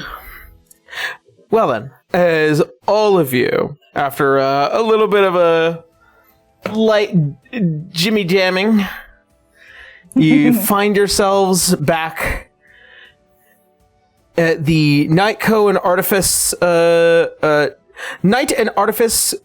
Company, and the Guild House it is filled with the right kind of energy. But not a moment too soon, as you guys are about to enter, you find yourself in the rather solemn presence of Beowulf.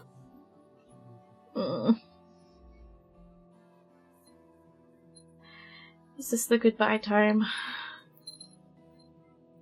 It is the goodbye time.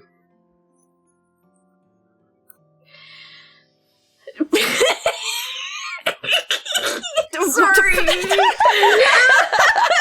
He's like, give me that button now. Oh, we're trying to have like a serious moment here. Yeah, I'm sorry, buddy, but I'm gonna need you to chill. He's a baby. No. Nope. Nope. Not gonna chill. I'm just a baby. Just a baby. I know you sure gave you- this big speech last time, but it still hurts. You sure you don't have one more dinner in you? Fortunately, my flight is tonight. Oh. Adara just gives him the biggest hug she can give him. Gives you a Yeah. hug in return. That's Grandpa. Yampy. Kodo, Just muttering like, no. things are... We're Yeah. patching things up with that. You don't have to worry about it.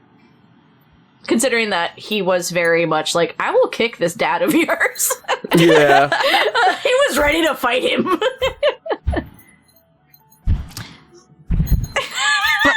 Briar looks relatively distraught, and she, like, opens her arms before closing them, opening them again, closing them, as in deciding whether she should give him a hug or not. Just give him a hug, we'll heal him. Yep. Briar runs to grab Beowulf into a bear hug. Yeah. Aw. All the hugs. I think honestly this turns Solid into just a giant group 6 hug at this point. seconds. Yeah. Yeah. Yeah, just like,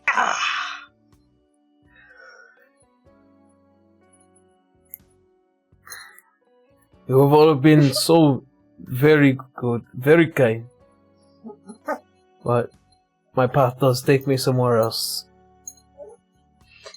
I'm We heading hope to you find your Thalia. daughter. Yeah. We hope you find your daughter and your wife.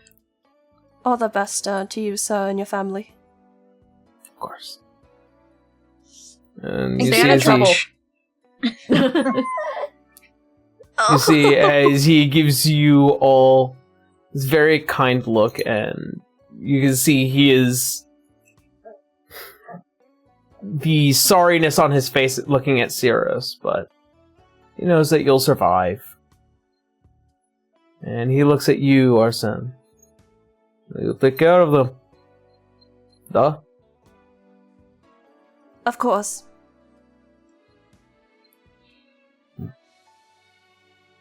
And after hugs and goodbyes and pats on shoulders, he looks at Ian, who has also kind of just been in the background a bit before. Oh, so he did come with us. Yeah. Yeah. We might need to go to a Go break right soon to take care of him, bud. Yeah. It's alright. Nothing up here that can't be replaced. Alright. Player-to-player talk, right? We love Beowulf. He is forever a solid member of the Six Fangs. Yeah. We love Grandpa. Hold on. As Beowulf heads into the night of the city, as all of you find yourselves slowly making your way inside the guild house and preparing meals and kind of having these light conversations, before you see as Tusker and Clover make their way inside. There they are. Hey, you made it. Air jail. Yeah, air prison. Puppy goes to air jail. Oh, now arm jail. Yeah, that's alright. He'll fall asleep. You say that. I think he's got more energy right now. Yeah. I He's think maybe it's a good time to energy. go to break, maybe, or something. Yeah. Yeah. Yeah. And we will see what happens for tonight's dinner once we are back from break. So we'll take a quick break. I will hand the boy back to Kendra. This will be the last time you see him before This episode. for this episode. Look at those little feet! Oh, little feeties! I love his little pinto bean toes. All right. So, with that being said, break time, buddy.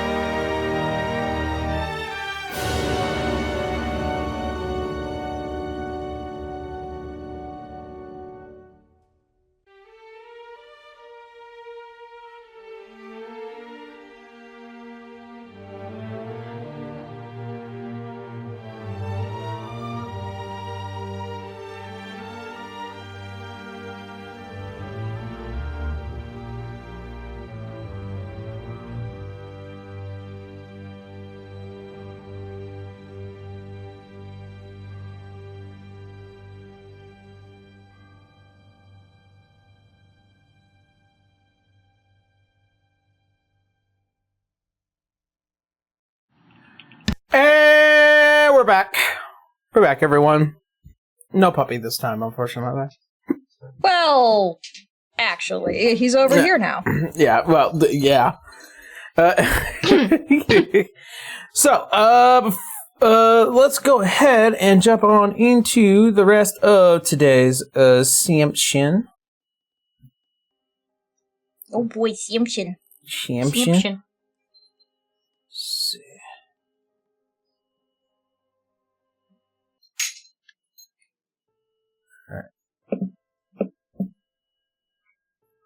So, as all of you begin to shuffle into the guild house here, the smell of spices and the air of camaraderie begins to fill the edges of this house.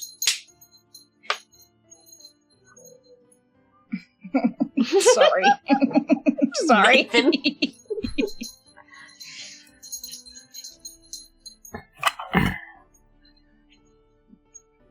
Tusker, Clover, and Ian are currently in attendance. Vance is also here, finishing up work in his shop. And you guys are free to discuss things among yourselves and converse with NPCs that are here. Well, Adara, considering she bullied Vance, would also in return hand over the 5, 1 broken, but 4 working mechanical hearts, like, as a truce. Like, I'm sorry I bullied you into that, but I hope this will intrigue you. Here, have thing that you can break apart and study. Which also has witch oil in it, I'm sure, still.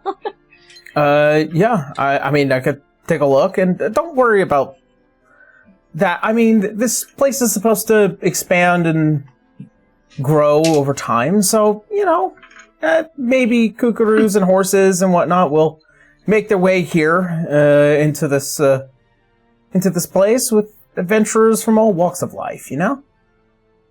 That's true. Think of it as future proofing. But also officially welcoming in our newest member, Ursa. Yes, Arsene would have wanted to talk to Vance too. So. Ta-da! Hello. So you are Mr. Anka, who I've heard quite a bit about already. Nothing bad, I promise. That's great. That's great. But yes, I'm Arsene. Nice to meet you. You are Vance? Yes, Vance Coffee Knight. Not related to the other guy we're dealing with. I promise you, Arsene. Yeah. This one is KMIGHT. So. I see. Yeah, he'll shake his hand. Okay. Yeah. You shake his non-robotic hand. Mm-hmm. You do kind of get a kind of up-down look at this guy. He seems quite lively and well-mannered. Night Artificing Co. That's what it is. Sorry. Forgot. It's been a minute. We haven't been back here in a while. Yeah. Just wanna. But also, not coffee. Stealthy Night. Oops. I'm sorry, I'm not spelling that. He just calls him he usually calls himself Vance C. Knight. But could I just let his whole name come out? Okay. I think Arsene also gives him a look up and down, and he's just like realizing, wow, there's a lot more people involved with machinery in Kaer Morhen than he's ever seen in Light and Gord his entire life. Oh, buddy, wait until you see the rest of the city. Oh yeah. Well, now that you guys are all getting introduced, I'm gonna get started on dinner. And she'll, like, trapeze off to the kitchen. Trapes, not trapeze. God, I'm tired. You go on ahead, Arsene. I already know the basics. I just need to get function, you know. Okay, and he goes off to help Adara, but he does turn towards Vance, and he'll say, the other members of my party, they were okay with me joining them, so later we can talk about logistics of lodging and other matters. Yeah, of course. I mean, it's really just paperwork, contracts, all that fun stuff. It's just so that way you don't run into any trouble going in and out of the tower, dungeon zones. Oh, we're doing paperwork now. We just did handshake deals when we joined. That's true, but in light of recent events, it seems like everyone prefers nice hard copies of things nowadays. Yeah. I mean, it's no problem at all, but yes, we can talk later. Of course. Either which way, welcome to the guild. Thank you. All right, Adara, what are you cooking? She's gonna tell you to go pick a room and take your armor off first. You're not doing that in full armor. No, he's not. Yeah, she'll be like, can I help? Yeah, go pick a room first and get out of that. To which you have two options. There is a room on the second floor in the middle, and there is a room on the first floor on the far end. He'll take the room on the second floor. Okay. You're on Adara's floor. Right next to Adara, okay. actually. Oh, nice. Yeah. It was Adara, Vale, and Abel. Oh, jeez, goodness. And then it was Beowulf, Briar, and Cirrus in the bottom. Correct. Yeah. Going from the outside towards the inside. Yeah, it's like, armor off. Be comfortable. But since everyone's also here, be ready to look, I guess, decent, I guess. I don't know. We're chilling. No, of course he would. Yeah. By the time you get back, she's already pretty much got, like, her sleeves are tied back, her hair's tied back, like, she's got everything all set, ready to go. Which is a challenge getting that hair tied back. It's like, so you want to learn? Well, I thought that I would take your lead. I figured you would have ideas. Okay. And she will probably get you set on the vegetables. Yep. It's like, this is not a sword. You're gonna hold it like this. No, I know how to hold a knife, Miss Adara. Adara. I just wanted to. Him messing catching with you. himself. I'm Yeah, messing basically. with you. She's like, relax. She'll be like, this is gonna be finely chopped. These more, and like, you can be a little bit more messy with these. And what is it that Cirrus wanted?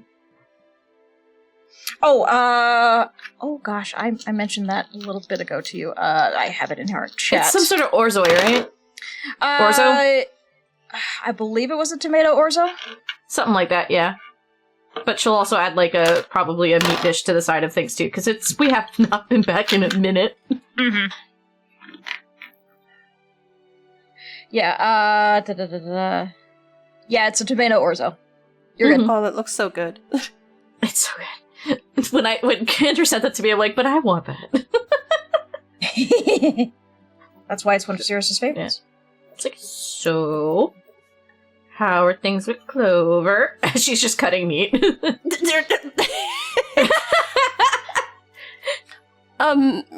It's been nice. We're going on a second date, actually. Really? And she stops cutting. She's like distracted now for a second. Oh. Did she ask you or did you ask her? Well, honestly, she was interested, but I formally asked her. That's what I like to hear. And she'll go back to cutting. She's just happy. She's not making fun of you. She's just like, oh shit, all right, damn, you know. Yeah.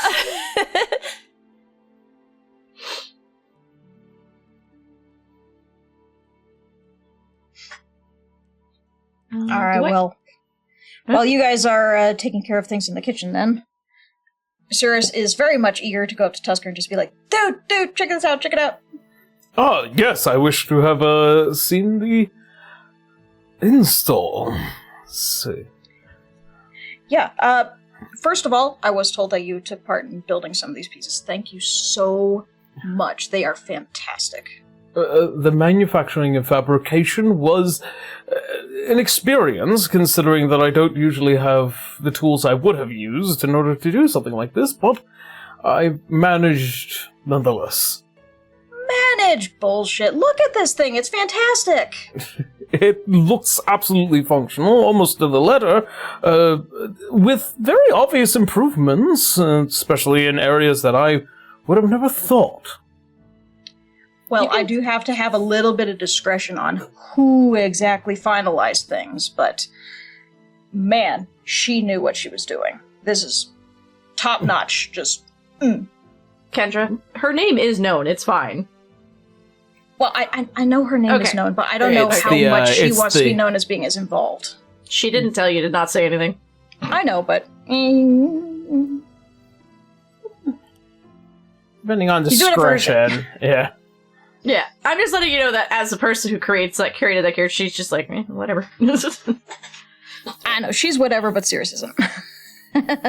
Anyway, yeah, so, once again, just demonstration with the magic, how it illuminates and all that jazz. Yeah. Well, looks good, and it's functioning exactly as designed.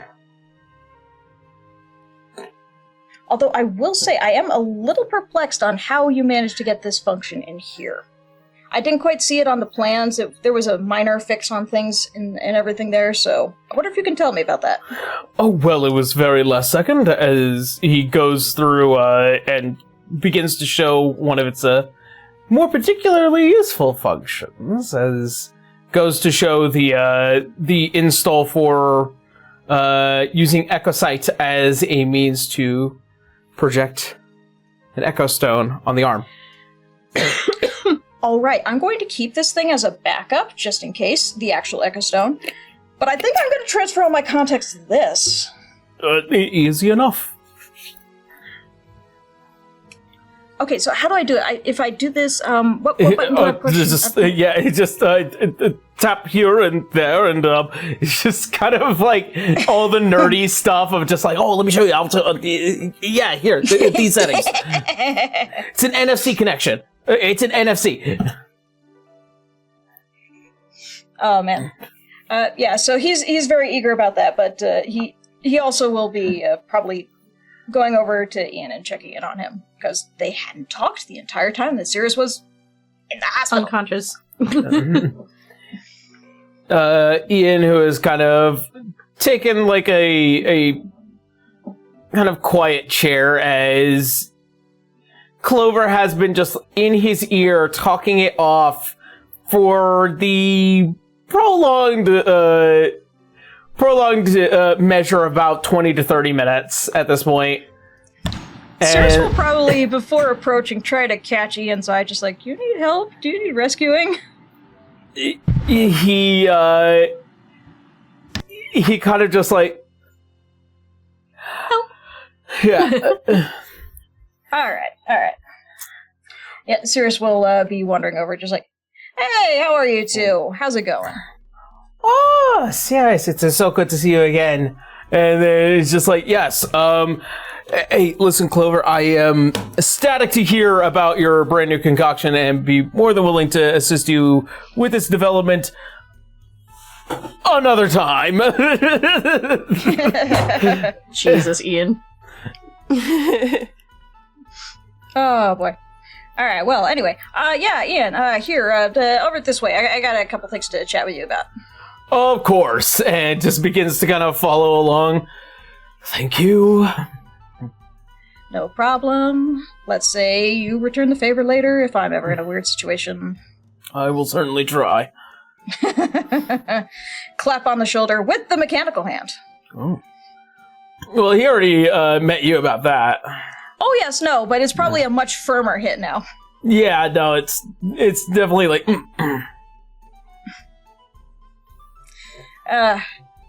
Anyway, yeah, I didn't see you in the hospital. I don't know if I was unconscious when you visited. Sorry. But, yeah, how are things? How's things in the outside world? This is my first time outside in weeks. I mean...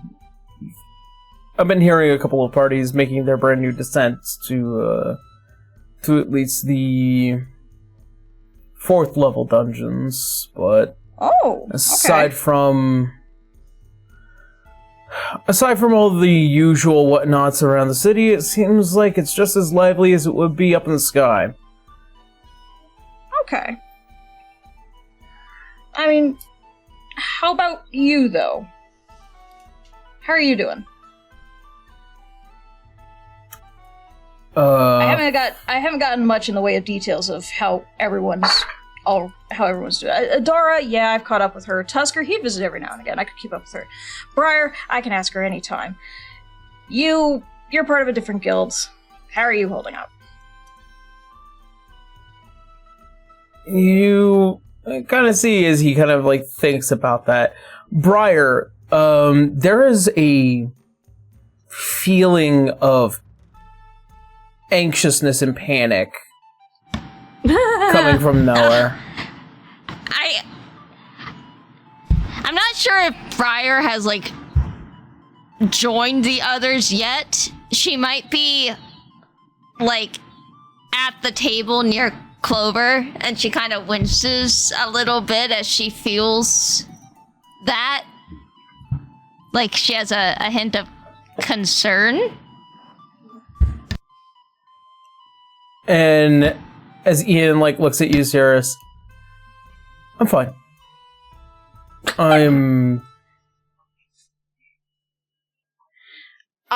You know what? I'm gonna have to insight that. I'm gonna be honest. Let's see here. After the display at the tower. I hit the wrong button there. Hold on. Insight check. Deedup. 50? Well, hey, 21? 21. 21.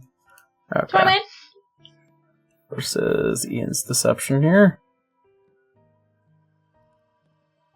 Let's see.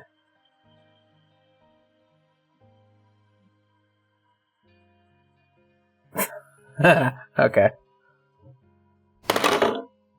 Oh. Alright.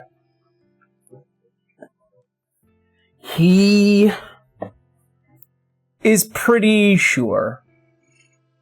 As far as you can tell, he's fine. He says so himself. That must have been a really good deception check. It was a natural 20. Oh, that was a really good deception check. Alright, so Cirrus may pick just like, alright, he's not telling me everything, but fine. I won't push it. Yeah. Alright, well. Anyway, yeah, I know this was a comment made a long time ago, but I really would still like to help you and Briar, like, understand that magical connection thing. And he waves his fingers just, like, in general direction of all this. If ever you're willing to do that, just let me know. Well, I have been hearing that Lord Rosewall really wants us to do some training before we head into the dungeon later this month, so... Okay. We can definitely take some time as the weeks pass, so that way I get a somewhat better handle over all this. It's alright. You're not the only one who needs to get a handle on things. So, yeah, we can certainly set up a time that works out for you. Briar at the same time, if it's convenient. I'm not expecting to be like a teacher or a professor, but I am at least... I'll give you some pointers on understanding things. I know magic isn't exactly something that you're very attuned to, so... But yeah, just let me know whenever works for you, man. Yeah. I'll let Briar know. Cirrus will probably peek over his shoulder. Besides, it may give you a leg up on that rivalry with Dara, and he steps away. He's helping me? Right? It's a combination. Cirrus kind of wants to just like, maybe I'll help. Maybe I'll help Ian. Maybe I'll help Adara. A little bit of both. See how things go. Improve on both. Meanwhile, Briar, you are getting your ear talked off about the latest book release by one Laura B. Glass, as always. Briar's actually into the conversation. Very good. I don't know. I think that chapter 46 was a little too short for my liking. I wanted, there's always a desire for more when it comes to stories like this that are currently ongoing, but it's so lovely. It's such a lovely story. And I understand it has a lot of smooth, but...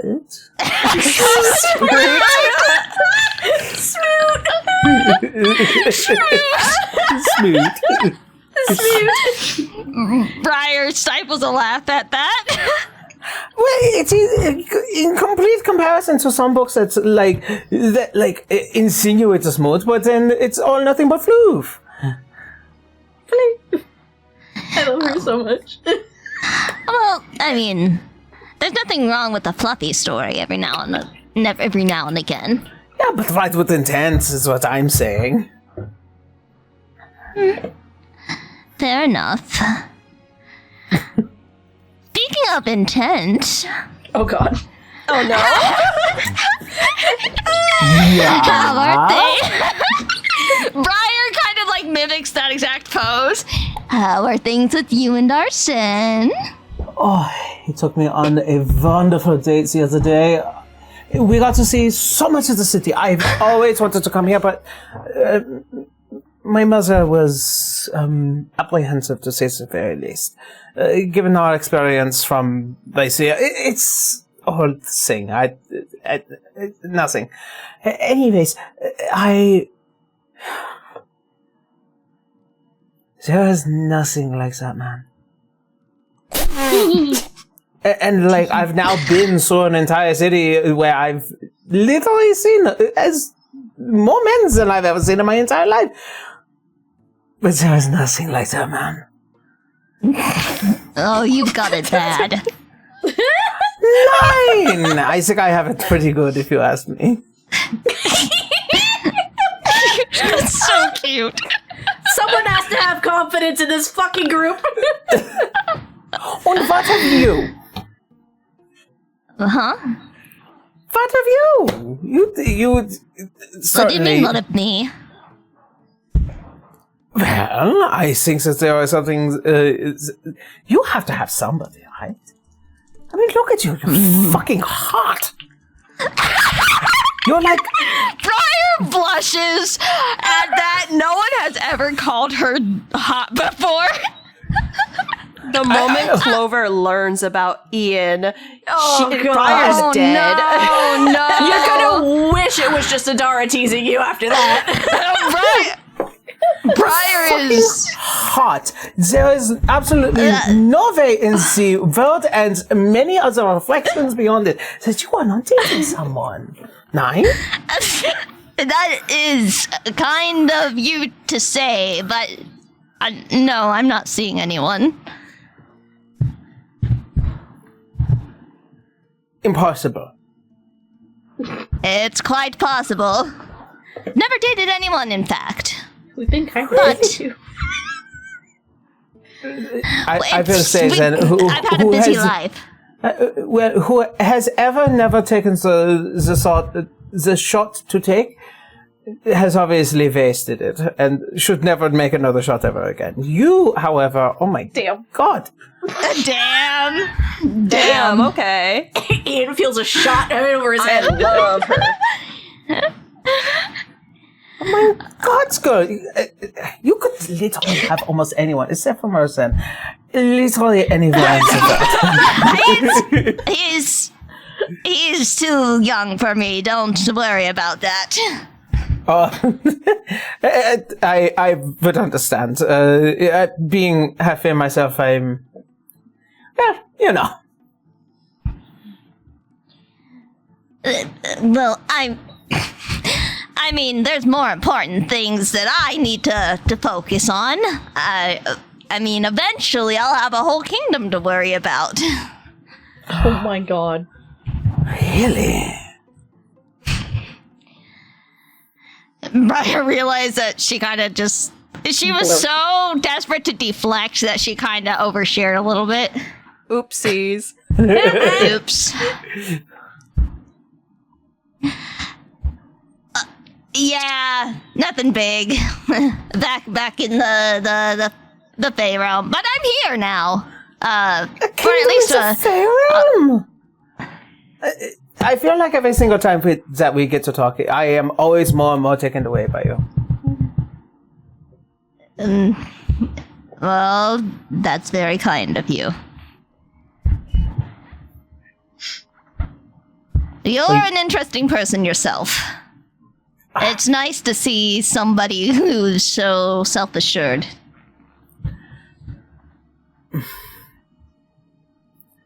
I would like to think that I am, but I think that you are too. You seem so fucking confident. Like,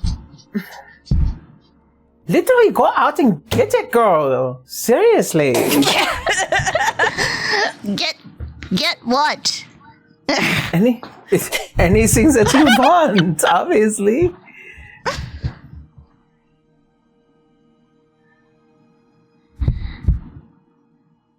There are things that I want to do, and there are things that I need to do. So I am focusing on the things that I need to do. Which is understandable.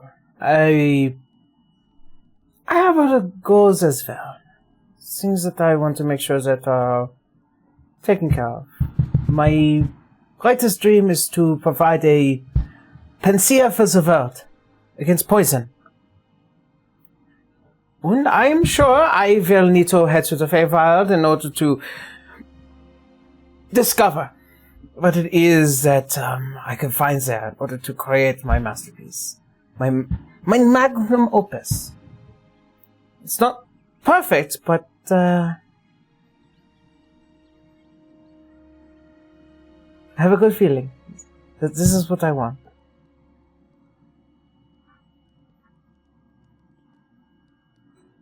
Well, I hope that it works out for you. And I hope that the kingdoms that you run will also work out for you, love. Thank you. But seriously, though, no one. No one.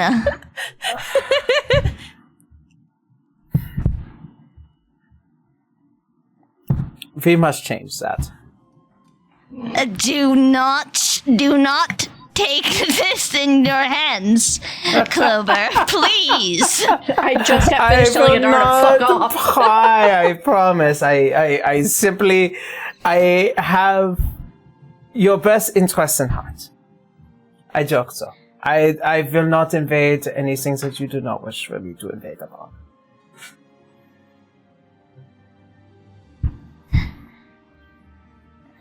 I appreciate that. And I'm flattered that you doubt. But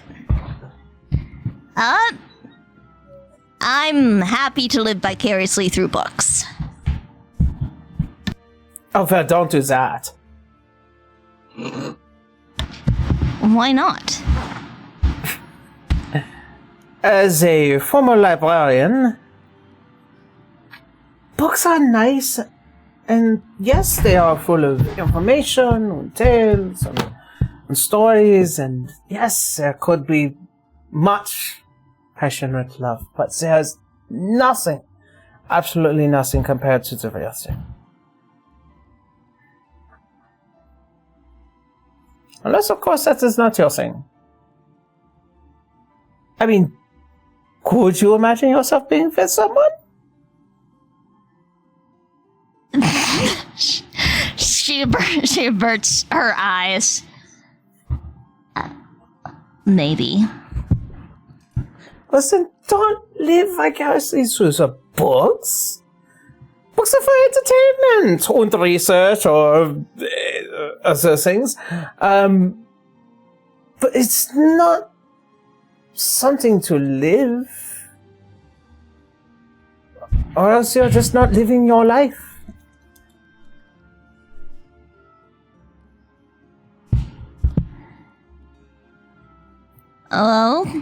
most of my life isn't my own.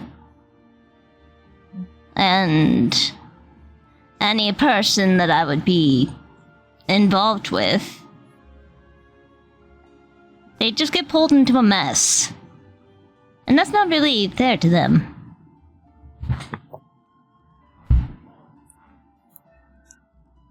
I think that is entirely up to the individual. I mean, not to say that, there are people that obviously wish to avoid the mess. It's, not fun. But I don't think that you're a mess, Nine. I think that you're,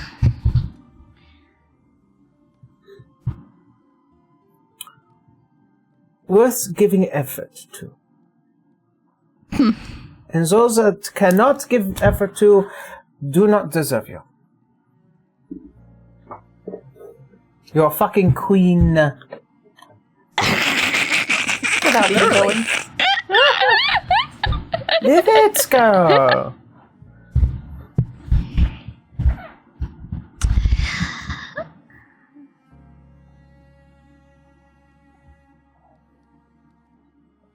You are too kind.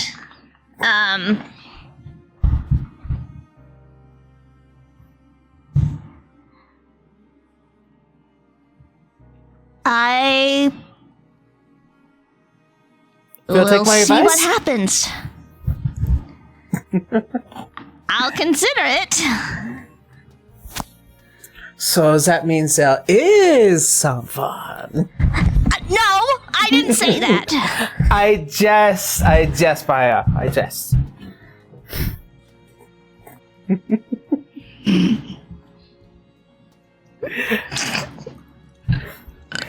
As your guys' conversation kind of goes a little bit in a circle of just Clover constantly complimenting you because she does believe in, girl power,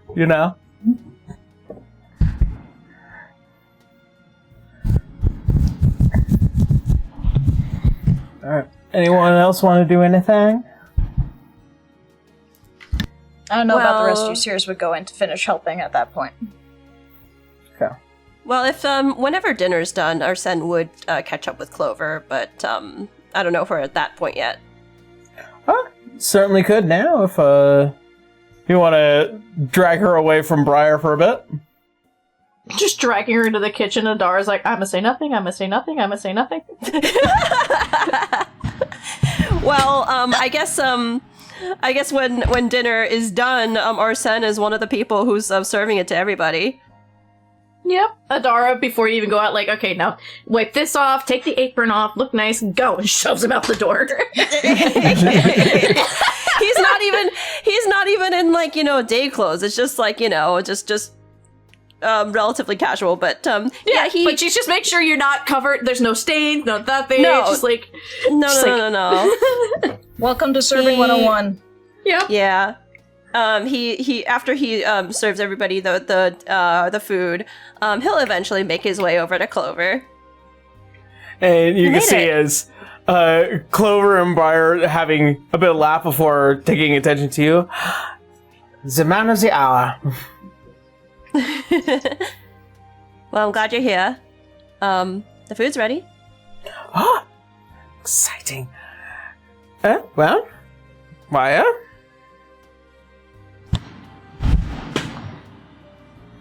It looks great.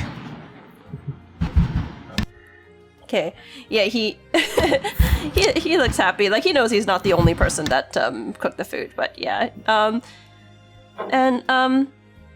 Yeah, just I guess if I mean, I guess it's fine to chat like with Briar within earshot. Like it's not like they're on their like specific date right now.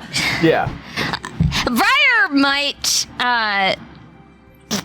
find a reason to maybe she might coincidentally scoot a little further away. Scamper. So Clover, what were you working on today? Oh, remember how I said I wanted to make you fireproof? Oh, yes. I think I figured it out. As she takes the hat off and she pulls out with what looks like to be this vial of a fire resistance. Oh. It Well- only lasts for about 2 hours at most. But once I've reached a certain level of potency with it, hopefully it will be fireproof, and not fire resistant. I see. So this as it is ready to go. You don't need to test it or anything? Well, I mean, you can certainly try. I haven't used it on any biological experiments yet. Well, if the potion is for me, then I suppose it's only right that I try to test it later. Of course. And she gives it to you. It looks like if you had mixed like wet sand and like red 40 together. Oh no. Oh, that's a vision I didn't want. Oh boy. He tries to smile, like the bottle looks a little sus, but he's not gonna say anything. Yeah. Okay. Gosh, actually, I don't know if we're actually gonna get to the second date today, but, he, tells Clover, some of the details that he's planned. So he says, so I was thinking, I did do a little bit of scouring around the city to see what's here. I was thinking of a picnic and then, potentially, seeing, a local show, if that's, alright with you. Ooh. Alright. I love this idea. We do it tomorrow? Yeah? I'd love to. And you see as she reaches out with both her hands and she puts it on one of yours. I look forward to it, son. He actually looks kind of giddy, even if it's still bashful. Briar, you're third wheeling. I'm sorry.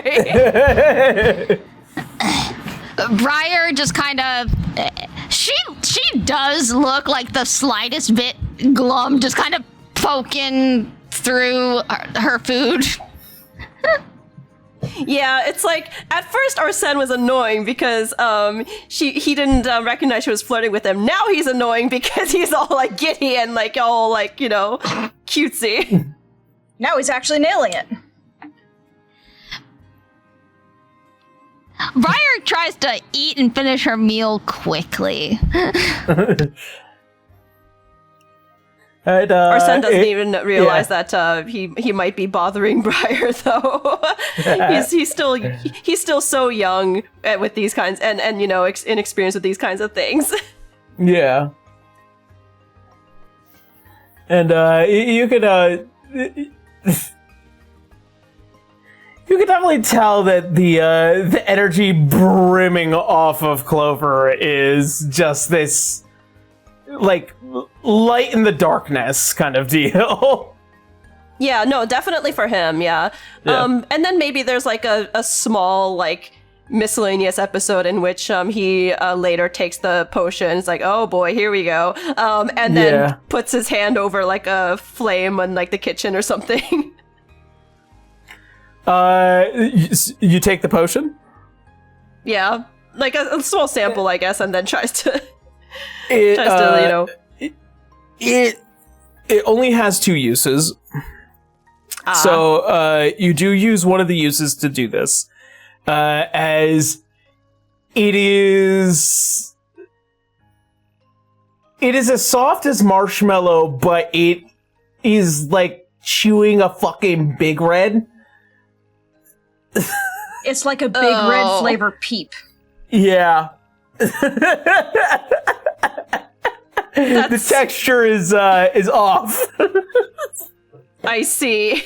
But as far as like the fire resistance, as Clover claims it does it work, or is it like, Yeah. Oh, it does. Okay. It is fire resistant, so it takes you twice as long to actually burn your flesh. But yeah, there is room for improvement, specifically of the flavor varietal. I see. Well, it is like fucking trying to do the cinnamon challenge, and you're just like, yeah. Yeah, he'll tell Clover, like, okay, well, I suppose it's a success. And he just has this forced smile when it comes to the taste, though. Yeah, it's acquired. Mm-hmm. All right, so add to your inventory a potion of fire resistance. Okay, one use of that. Yeah, cool. Yeah. I mean, I kind of, I didn't realize, like, you were doing these potions in, like, multiple uses anyway, so... So, in this system, it does provide kind of a sliding scale. And in terms of, like, how I flavor text witches, they make a big batch of these things. It's not it's not a small amount. Okay. And I also kind of figured that from the description that this might have been a test and it might not have actually worked, so okay, but yeah, let me see. Yeah, while I'm figuring this out, you guys can move on to other interactions, I guess. Yeah. Oh, that's right, we've got Tusker here. He wouldn't want to eat in front of everyone. It may have been that service officer just like, hey, if you'd rather eat in the kitchen or in one of our rooms, you're welcome to do that. I could take the kitchen for now. All right. Here, this is my favorite stool. It's the most comfortable. I appreciate that. As he sits, the weight of the armor itself kind of just makes the legs bow a bit. Gonna have to reinforce that. Anyway, yeah, let me know how it tastes. So we will. Thank you. Thanks for coming by, Tusker. And again, I can't thank you enough for the arm. Of course. I'm glad to see that it will do you well. Sirius lingers for a little second, just like he's thinking like he wants to say something more, and then he's just like, "Nah, I'm gonna let him go eat." All right. And he proceeds to take a seat next to Adara and because Orzo's his favorite meal. Oh, by the way, I'm being told I do not have permission to import the fire resistance potion from the compendium. Oh, weird. Yeah, tell you what, we'll hash that out after session. Yeah, we'll do it, yeah. Okay. Briar. Yee. Uh-oh. You notice Ian attempting to sneak out the front of the guild as he just kind of ducks out of sight. Rude. She gets up and, without even excusing herself from the table, just kind of follows him. Okay. As you make your way outside, look left, look right. A certain smell in the air, as if somebody's like burning something, kind of lightly acrid. As you kind of follow the scent, you find Ian, who is currently having a Yarmingandr joint on the side. As he looks at you, he kind of like drops it to the ground. Hey. You didn't have to stop on my account. It's, unbecoming.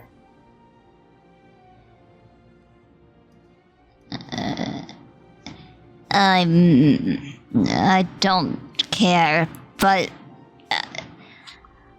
is something wrong? Why did you sneak out like that?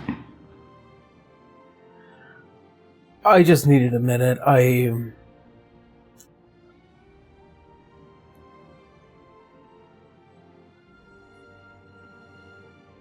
Stressful. Little stressful.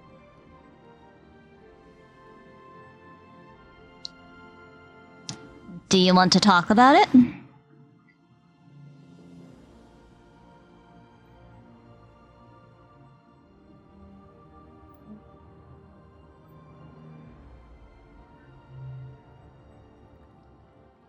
Cirrus asked me how I was feeling about the tower. What happened back up north, and I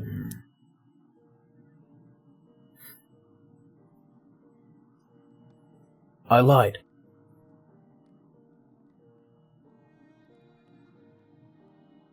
I looked at him, I looked at his arm, and I lied.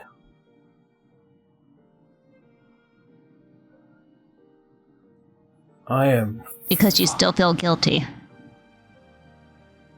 Yeah.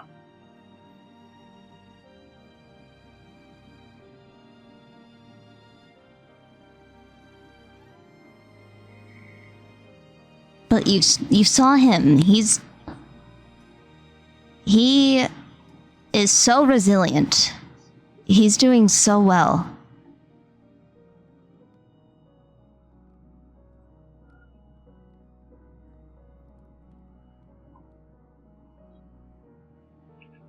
I know, but it's also not just him, it's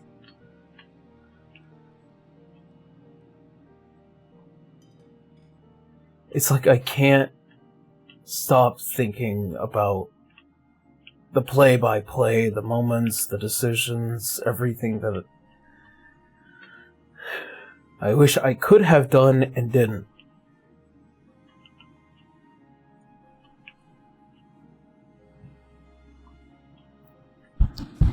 And I don't want to do the thing where it's just like make him feel better even though he might feel bad, or make myself pretend that what happened at the Lighthouse was okay, or what any of this all means. I am confused, I'm stressed.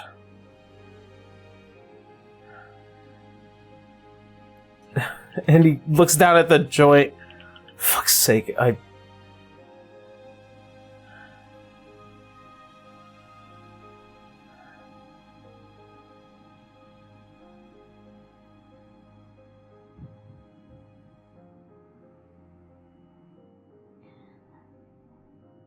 All of those things that you're focusing on are things that you can't change. There is also an emotion that he can't really well up from his throat, but you can detect... I'm so sorry, Aaron. Something with the microphone wire, it's cutting out on you. Oh. Oh, I can feel it. Okay. Something that you can detect from his feelings as it wells deep within his soul. This emotion of inadequacy. This feeling of anxiety and something solemn. Something that says that he is just a man. And he feels like that in and of itself is a limitation.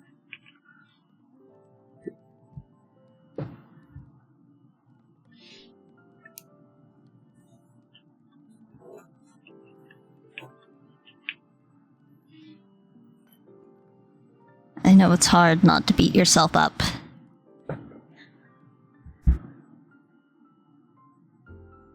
But sometimes things happen so that we're better prepared for the future.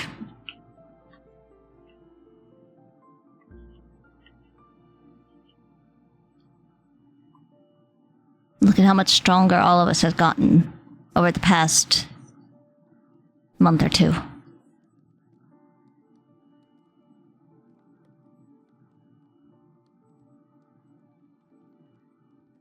Everything you've done, everything you're trying to do, it is enough.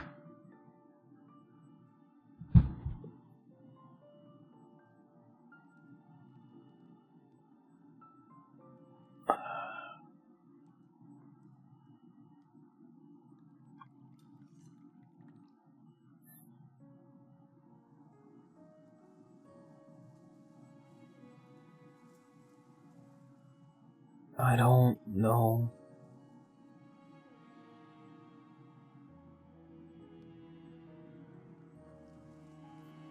I want to feel like it is enough, but I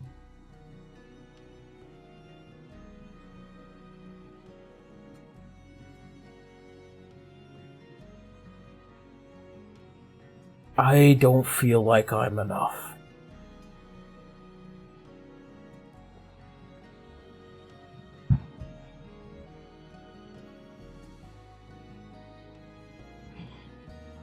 Briar kind of, like, turns her head slightly.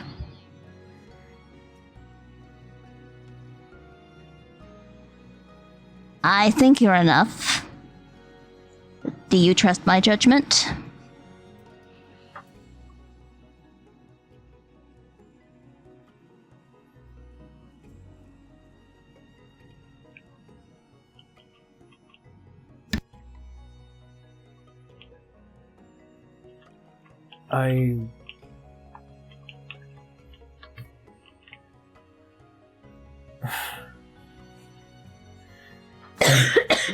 There is the slight emotional spike of a little bit of happiness to hear that. Tara and I are sharing the same brain cell. Sorry. What are y'all doing over there? Nothing. Oh my god. Believe in the me that believes in you. Believe in the me that believes in you. I was gonna use that line, but I was like, nah, that's too cheesy. That's too on the nose. Tara, thank you. I feel vindicated. Yeah. You see as he steps over, as he leans down and he gives you a hug. Oh. She returns the hug.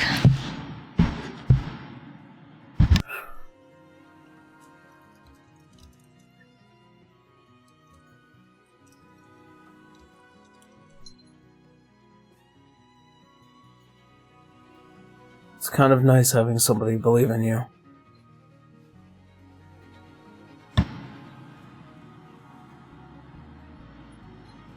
I'm not the only one. Adar's only been screaming at you. He lets you go. I think I'm ready to go back inside.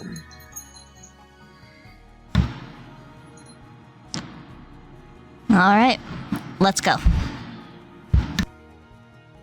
And you two walk back inside at the same time. And Briar, you can swear as he watches you lead him back inside, there's another spike of emotion. It's the same emotion that you couldn't put your finger on before with him. It is unknown to you. It has no name. You've never experienced it before, but you feel it again. Oh, Maven, no, not now. It's Now, voiced by Maven. Maven. That's how it feels. Thank It's you for not a- describing it, Maven. It's not a bad emotion, but it is certainly new. And now memorable.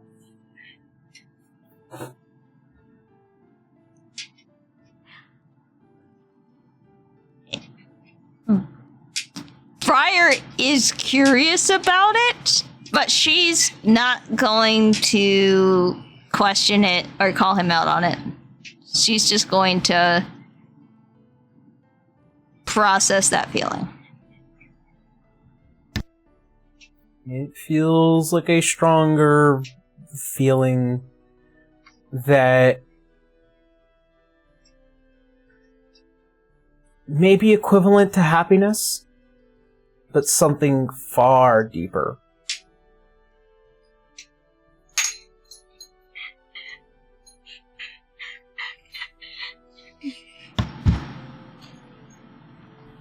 Bar kind of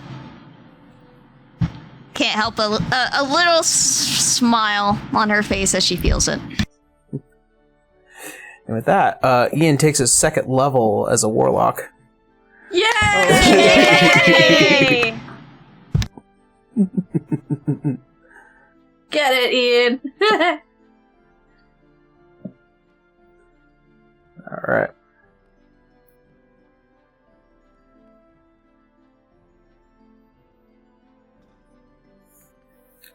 Hold on. As the night comes to a close with full bellies and hearts filled with camaraderie, joy, and also anticipation for what is to come in these next few weeks.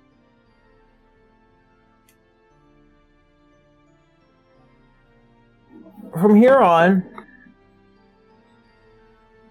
you will find yourselves every day training. But before we get into that,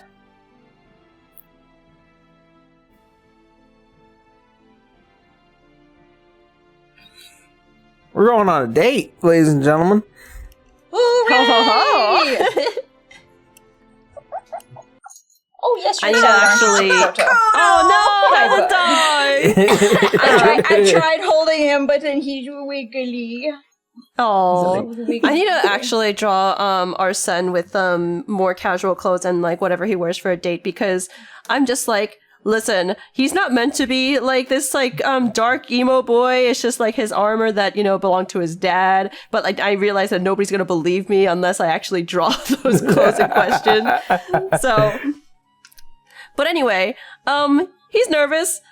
He's you know, made some mostly vegetable, but like there's one like chicken salad sandwich. Like these are like all like mini sandwiches, so that like, you know, both of them can pick and choose as they will. And he also has a small extra bag of peas. And the reason why I previously asked whether or not there were waterfowl in the in this park in question is so that you know, he can have Clover feed the ducks. Yay! Yay! Because Yay! peas, if you're going to go and feed the ducks or whatever waterfowl, bring proper bird seed and or peas and things like that.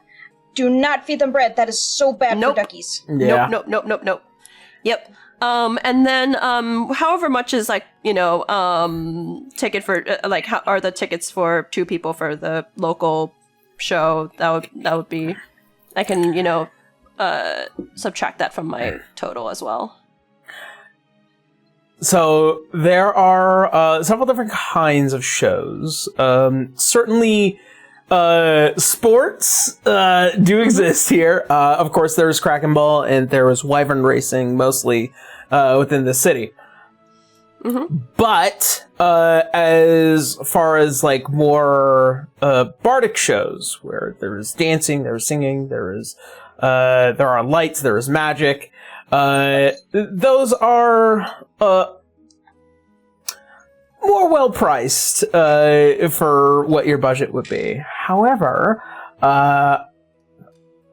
for your date,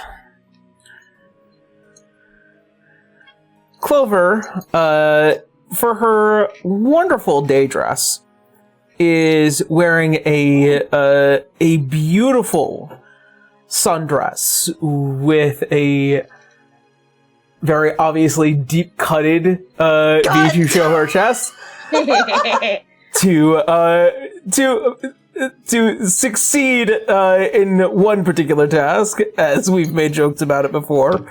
I mean, Oh God! if you have them, why not? She do have them. That's the thing. Okay, so how much are the tickets for the Bardic show exactly? About 10 gold pieces. Oh, that's not it- that bad. Yeah, Yeah. It is a beautiful light show. With like kind of very, the bright atmospheric sounds that come along with their magic, and it is to be a display later tonight. However, as you guys find yourselves at the kind of this small edge to the southeast end of Kaer Morhen, where there is this I wouldn't call it a lake. It is more like a shallow pool for waterfowl. Mm-hmm. And A pond. it's You're looking a for pond. the word pond. Yeah, sorry. A rather large pond by the park, and kind of the pavers that kind of roll along the earth. As you can see, there are several kinds of individuals that come passing by here, like the old men who like toss seed and whatnot for the birds. But you could definitely see as she is deeply interested in kind of like pointing out all kinds of birds that she can see. Make me a perception check. Okay. By the way, the tickets are 10 gold each or 10 gold total? 10 gold total. Okay. Oh, that's all right, not too just bad. to. Yeah, that's not Yeah. bad at all. Okay. All right. Yeah. Perception. Let me see. Okay. Perception. The rest of the party is hiding in the bushes with binoculars. God, that would suck. Just Briar in the fucking trees. It's a bird. Wait, Yeah, Oh, wait, she hold can up. hide Is herself as a the- bird. Hold up. I think the pixel dice might have disconnected. Oh, give it a sec. Adara is busy training Yeah. and probably actually assisting on making that stable situation. Okay, No there we go. worries. Going now? Okay. 4 What? plus 2. Yeah, that's gonna be a 6. You attempt to try and clock any bird that comes to mind, but there are no northwestern birds that have migrated down here. However, you do happen upon this little motherfucker. Kind of just like splish splashing off to the side. A wingless waterfowl creature thought to be relatively extinct everywhere else in the world, with the exception of Alanon. So they are extremely local here and have no capacity to save itself. These things are more of a danger to themselves than anything else. These are known as fugs. Oh, no. I know what you're talking Oh. about. Uh-oh. Oh boy. Clova, are you seeing this? Right there. Oh my god, that's a fug. I haven't seen one in ages. They're extremely rare, but also you have to be not willing to mess with them. They'll take care of themselves, really. Oh, I see. As it rolls around. How do they even survive out here on their own? They're kind of almost like corpse eaters. They're mostly like dead insects, things that can't really move. They have a very light magical property, and you can see as it goes, as it floats up and then falls back down. Oh no! Poor things. Oh no, it's pathetic. Oh no, it's pathetic. It's pathetic. Anyway, so Arsene has been, listening well to Clover's explanations of these birds, and really taken with it's like, oh man, she loves animals just as I do, which is I mean, it was evident before, but still, he's also trying not to be rude and stare in a certain, in a certain aspect of her outfit. Every once in a while, he'll he'll go back and forth. Yeah, go back and forth between enjoying the date proper and then stressing out, trying not to look.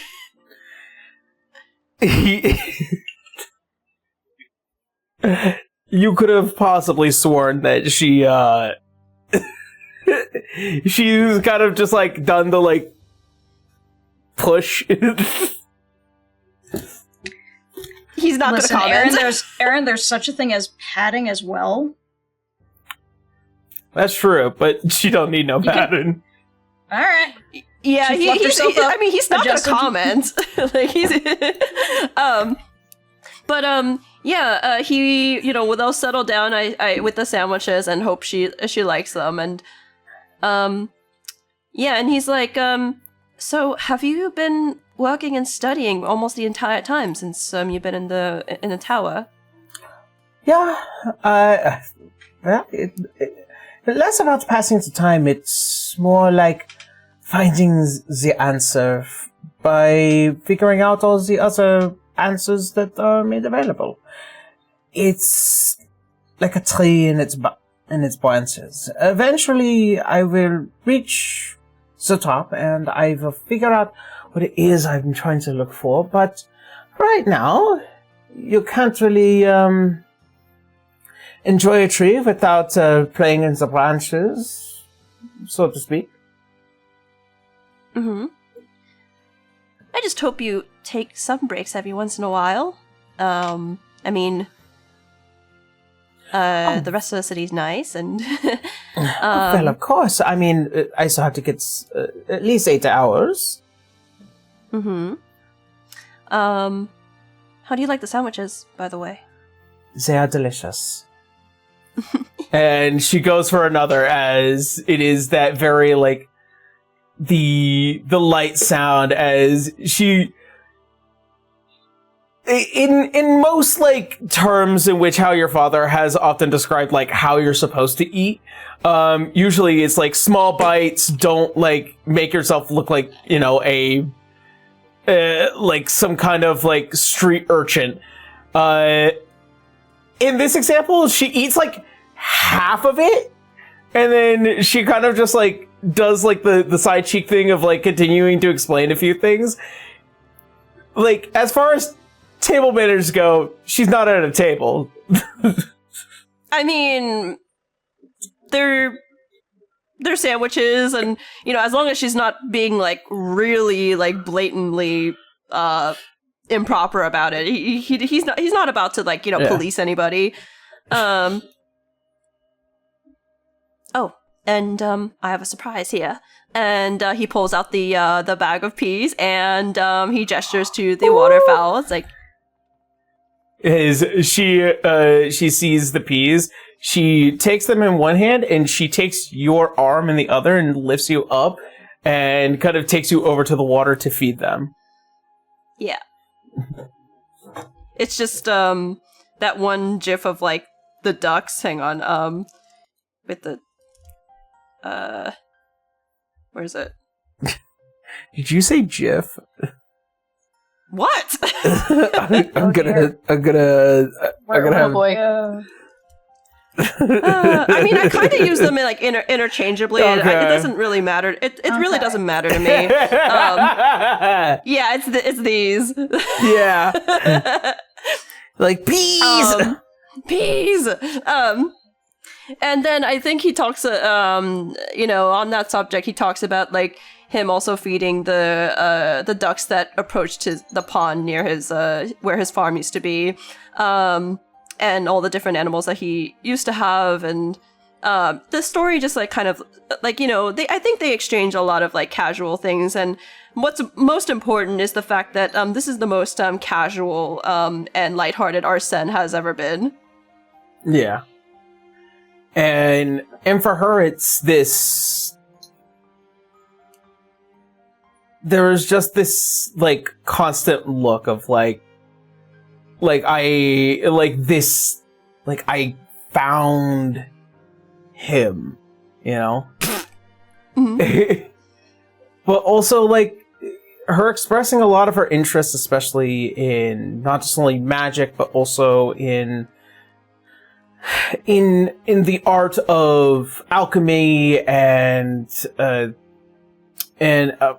as practices in apothecary and a lot of her like just general wide knowledge of the things that she has read. But Wow. yeah, when it comes to it all, where it's just all like the main thought that pops in her mind.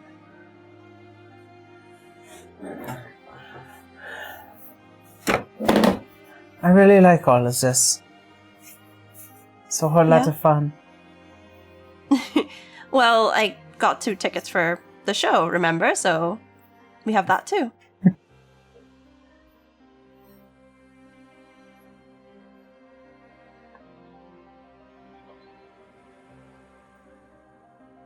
I will say so. Nice life out in a quiet place like Light and Gold or Horsite.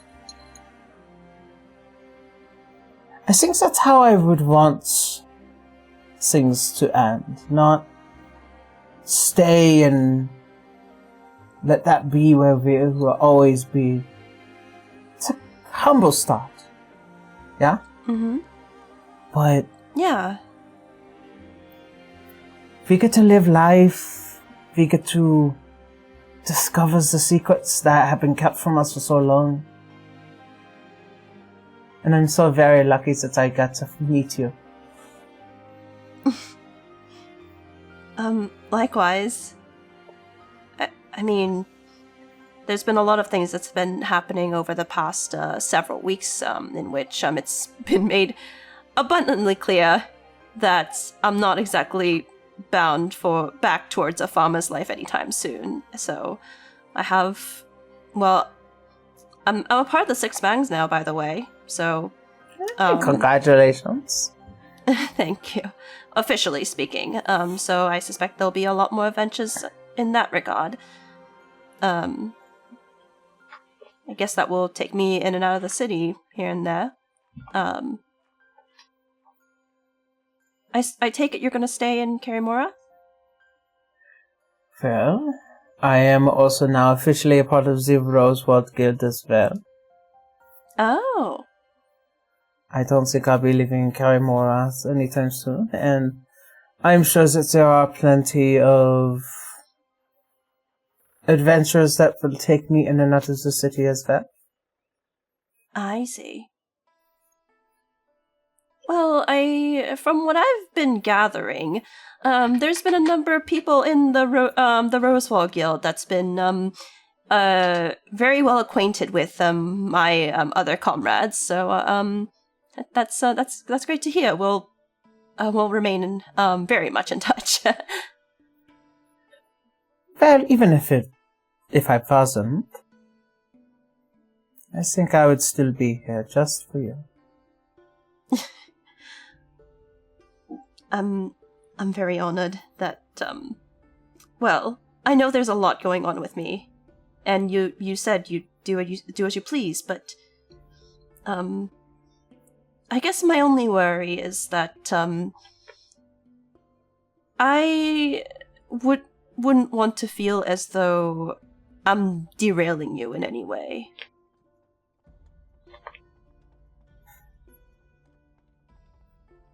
As she lays back, just on the side of the grass and listens to the sound of the water.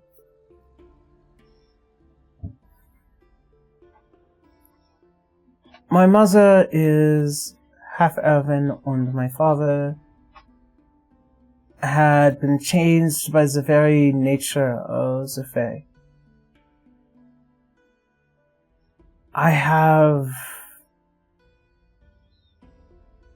maybe 300 years, and I am 20 summers old already, so I think I have enough time to do anything. That's fair. Alright, well, I mean, it's not as though I was going to stop you from doing as you will.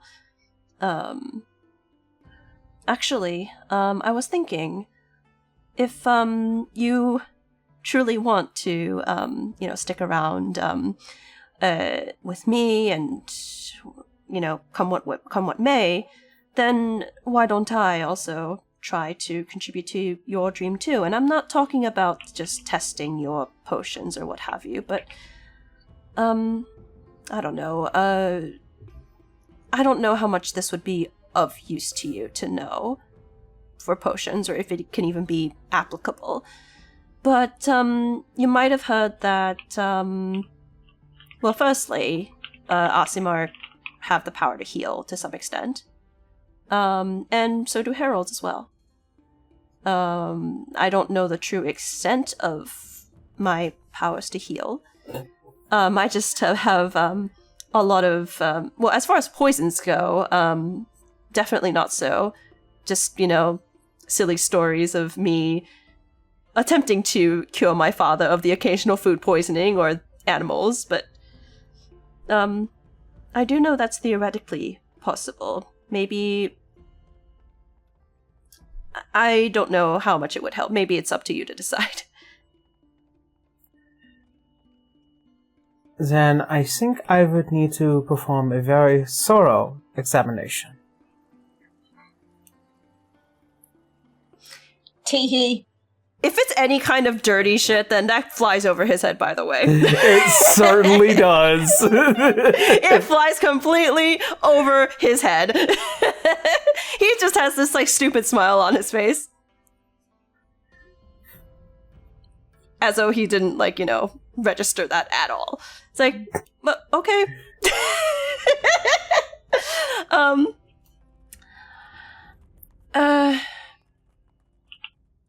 Well, I suppose we should get going, right? Of course. As you two see as the day begins to shift from the afternoon into twilight, you make your way towards one of the shows. It is a beautiful display. Music and lights and magic that really could not be found anywhere but a theater. And the story that it tells without even needing words alone is a fantastic and damn beautiful display. You can see, just even in the reflection on her glasses, the lights and just the majesty of it all on her face. but in turning at least a couple of times as you look at her face, you can see, as when the lights die out, that the eyes are locked on you.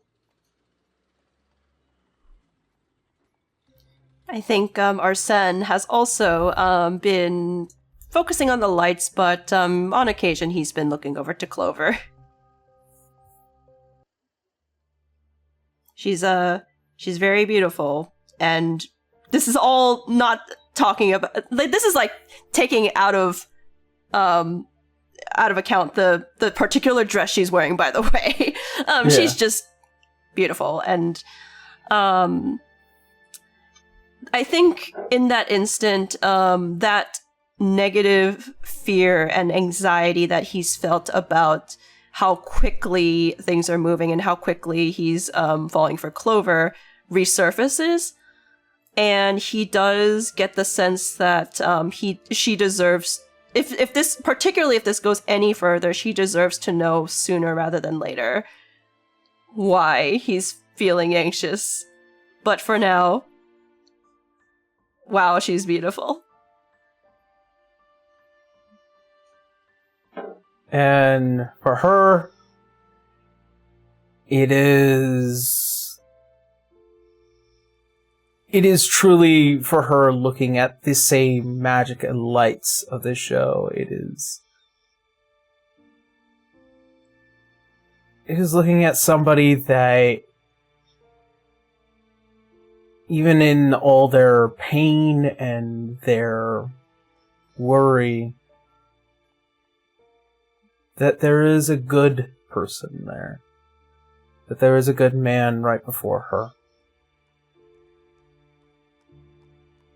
And she can tell one of the big parts of her journey had quickly come to an end as soon as she had found it.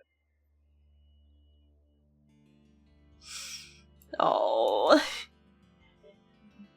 I think once the show ends, he does...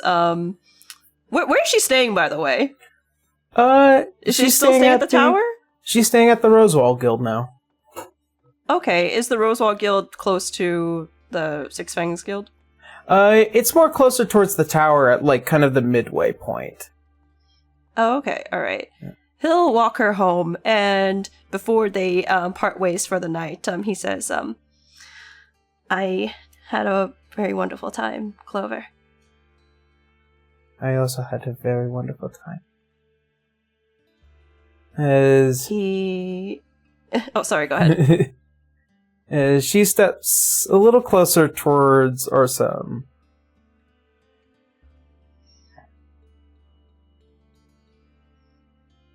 We're nearly the same height, but yet you feel so much taller.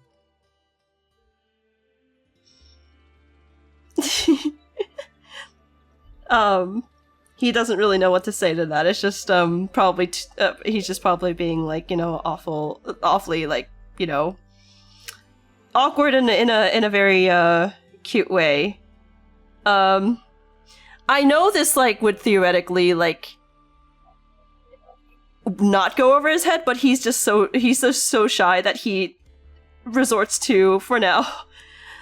He extends a hand to Clover. Does she take it? She pushes your hand down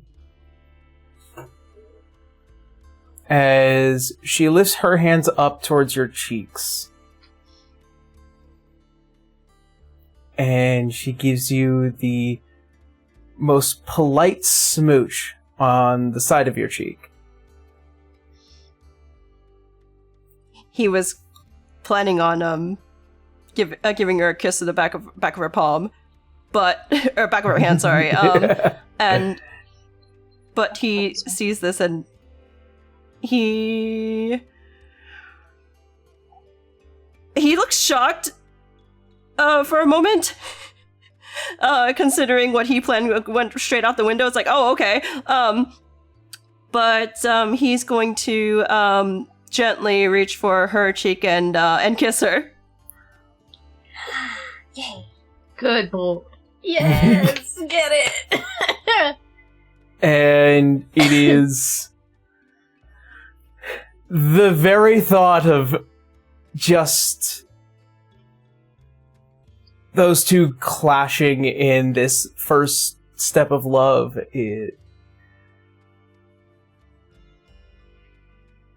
She looks at you. She places a hand on your chest. I'll see you tomorrow. Right. Have a good night. Good night, Arsene. And as she walks through the gate of the guild house, what everybody doesn't see, and what Tusker and Ian probably see while they sit out in the main area, is that she, after the door closes, she squeezes and is kicking her little feetsies.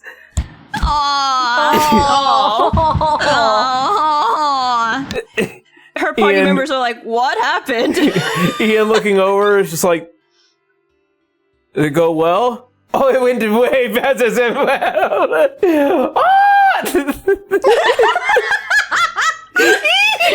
Just like Insufferable. yeah. I love it. Meanwhile, as soon as Clover's out of eye shot, he turns around and speed walks all the way back to the guild, and his face is also red. And he doesn't want to discuss anything. He just goes beeline straight to his room and just stays there for the rest of the night. Oh, Harrison, how's this? Okay. Maybe tomorrow. Bye. All right. Adara's too focused on swinging her sword somewhere. Yeah. Oh, then. That was the second date. And that was the second date. Congratulations. You did it! He did it! He did it! Alright. Well then. As a new day begins. And your guys' training does continue for quite some time. However, you, Adara and Briar, Oh boy. you are both requested to see the Grand Magus today. Oh, right,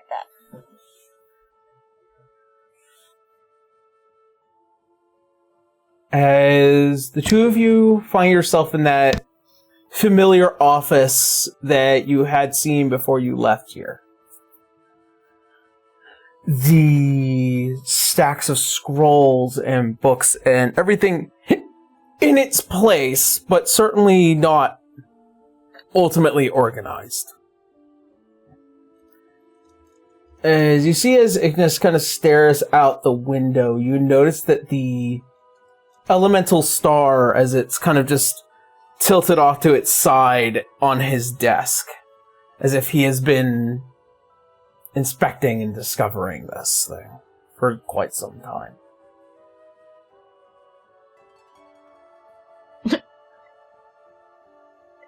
You asked for us? Yes. I wanted to have a private discussion with you both in regards to these primordial spirits. Okay.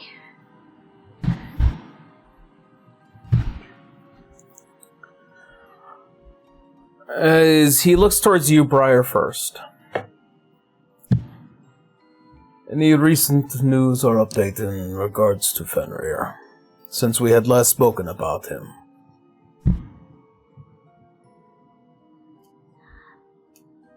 The spirit of Fenrir had actually been divided between myself and my brother. I have since reclaimed all of Fenrir and committed an oath to him. So I am in possession of all of Fenrir now.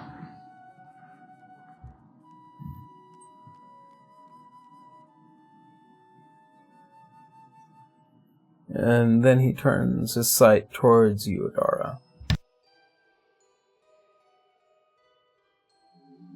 The arrival of this crevasse.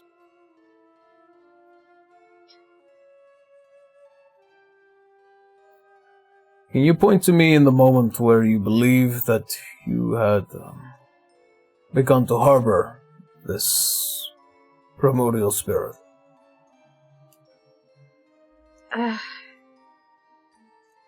Honestly, I thought the day before we left Lumeria, I thought I was having a weird and trippy dream and found a bird outside our house.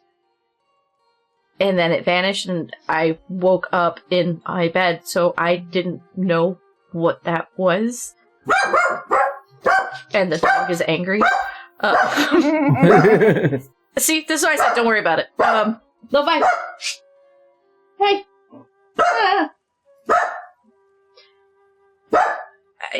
And that was the end of it. I assumed it was a dream. It spoke to me for a second in what I thought was that dream, and while we were in the tower, I heard a voice again while we were fixing it. But then it was quiet. But it was in the moment.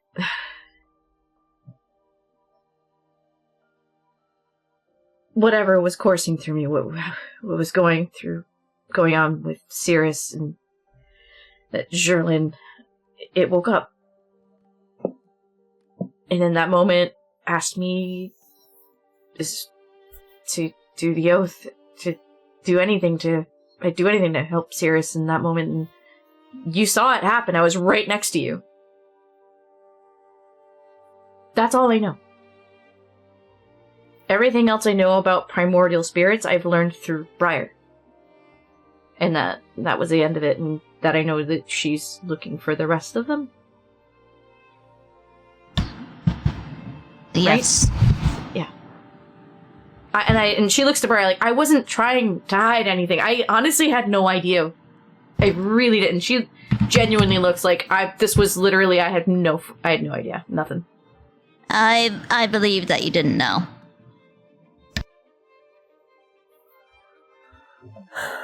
This is concerning.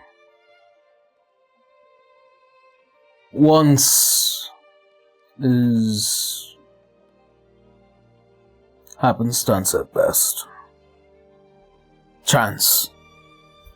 Primordial spirits, in terms of what we know, is quite limited. When I have first met Kassa, it was simple conversation when I came to find out the means in which the Winter Duchy had sought its sovereignty using Fenrir to do so. Mm-hmm. I began to wonder if whether or not that these primordial spirits had a favoritism towards mortal life.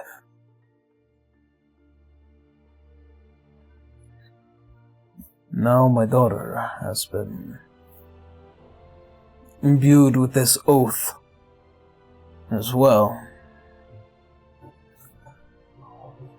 Once is chance, twice is a pattern. A pattern of what? She didn't exactly tell me why she showed up to me. To be honest, I haven't heard from her since the tower.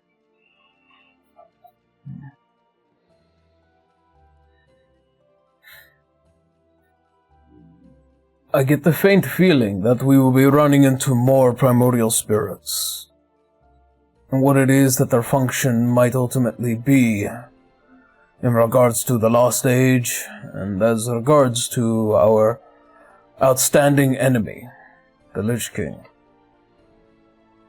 Well, Clover pointed out that the Tale of the Dragon Knights thing were also on the North Tower.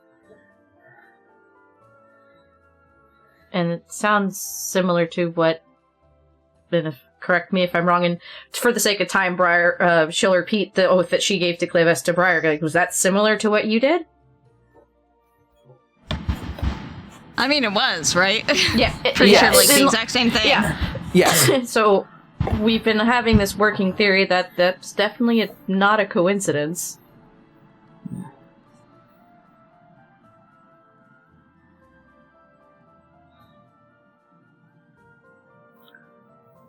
Let's put this into also a bit of perspective. Why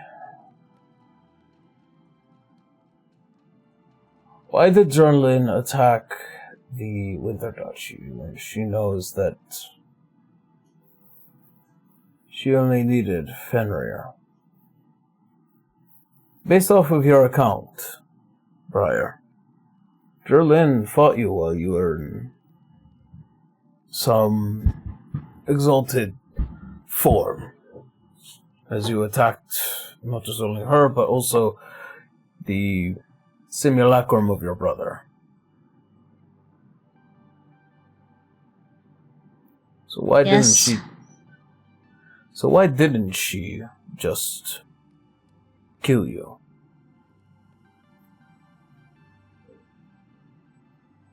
Ian had told me in his report that Jurlin was given explicit orders to not kill any of you this go-around. Which is curious. Maybe she needs the spirits for something. I don't And if doubt she that. kills us before she obtains them, that could be a problem. That I do not doubt. Now we just need to figure out as to why. Well, there was that weird... Vale, and I'm going to say Vale had seen that description, that painting or whatever it was inside the tower as well, which also then had that little story on the side. Like, it feels like they're all tied together, and we know that Jurlin and the Order are trying to revive the Lich King.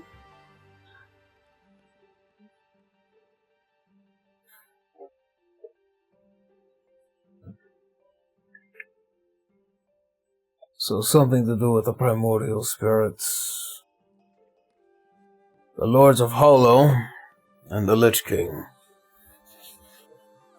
As if there was some kind of joint effort that we were unaware of. This raises a lot of interesting questions. More questions than we have answers. If we only had answers, then we would simply never come to the correct conclusions. Though it is kind of funny that Clives woke up in this tower and the thing we stole is made of primordial fire. That might be the reason why that happened. After sending some investigations towards the tower, which had locked itself back up, Oh, good. the entire immediate area was imbued with fire magic. It's practically brimming with it. It's not burning anything down, but it is infused in the very nature. The entire area now has primordial fire beings now roaming its lands as if they're being attracted to it. It's an interesting thought. But these towers, these lighthouses, they represent the elements. And so do these primordial spirits.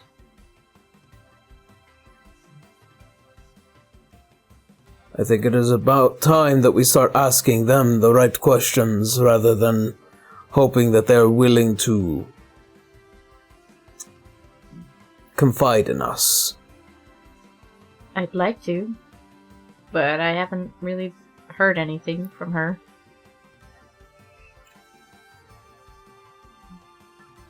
That will then be the focus of both of your training.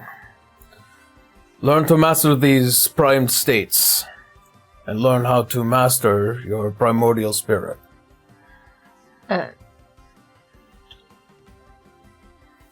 Okay.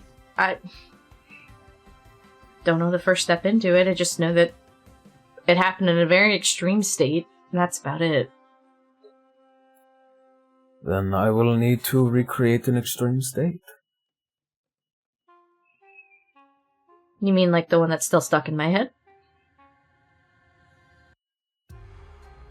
No.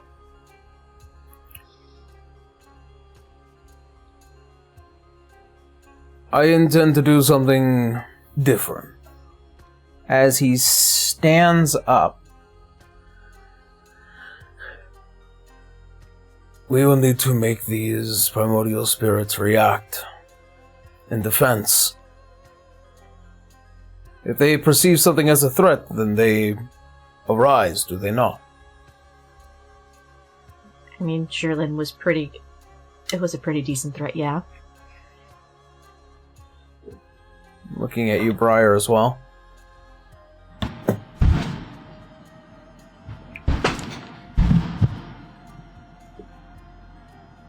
When I was in my prime state, it was out of desperation, out of a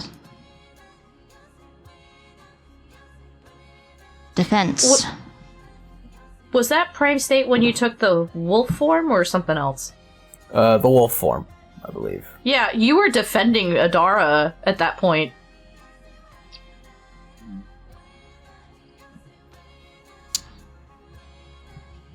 So I was defending Adara. Okay. Yep. Yeah. I was like, I think that was that scene, actually.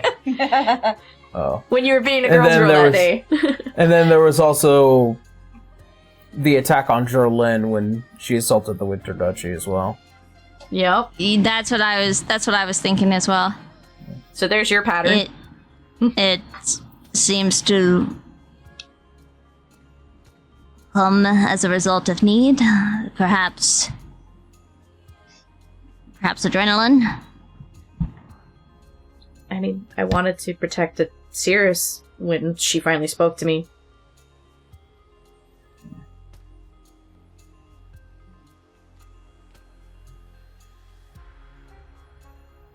As he brings you towards that open throne room Excuse to me, I'm have sorry, enough enough space for what is to come.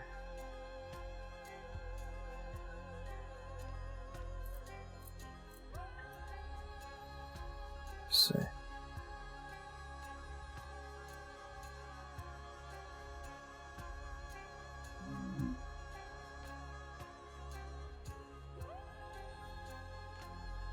Okay. As he turns around, he unclasps the cape around his shoulder. And you see as the cane elongates in a roar of flame as he taps it, and you can hear as the room reverberates to his presence.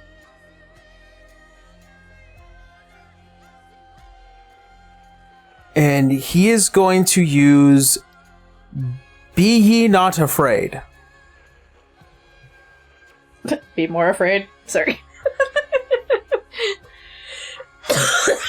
Is you see as Ignis explode in light as massive wings begin to unfurl from his back. You can see as these blazing golden rings begin to wrap around his head as they all kind of split in sections to reveal these blazing golden eyes. You can see as a massive wheel of fire begins to appear between his wings, and his very presence alone commands nature and fear. And Okay. I need you both to make me Uh-oh. Make what? I need you both to make me a wisdom saving throw with disadvantage. Oh shit. So that is a 12 or a 6. Nope.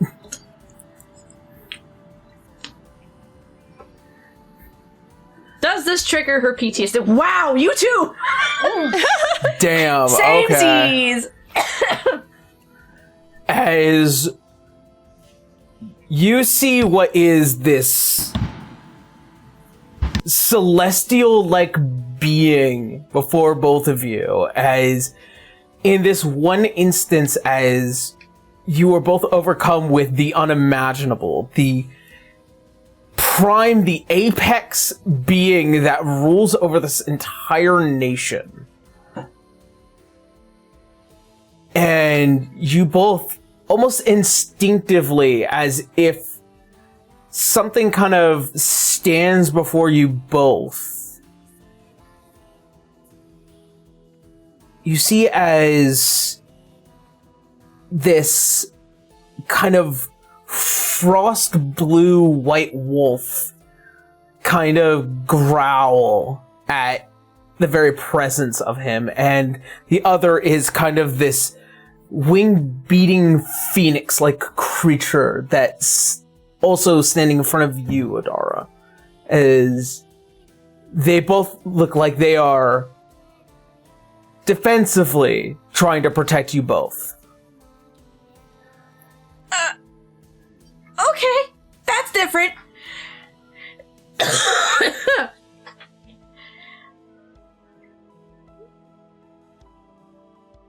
After which, Ignis ends the concentration of the spell as he is returned to his normal state. This didn't trigger her other issue, right? No. Oh, okay, thank you. No, I was like, that would suck. This triggers something far more, evangelical in you Yeah. than anything else. Something more primordial, you might say. Yeah. And you see as he kind of like tilts his head. There we go.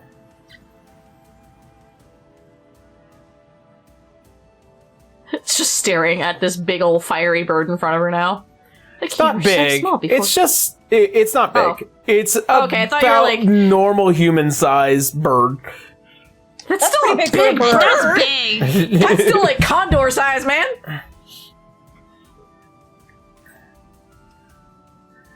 As he looks at you both, and then he looks at the primordial spirits.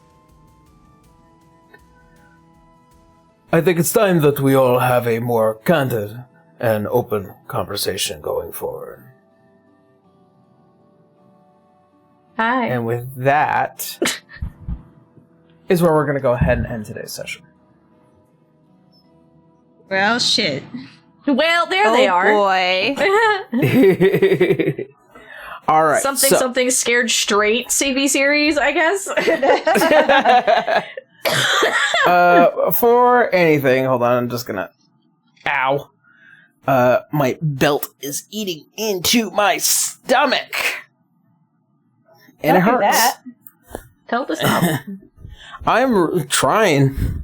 All right, so before we head on off, we're gonna do a couple of quick personal announcements, and then we will head off.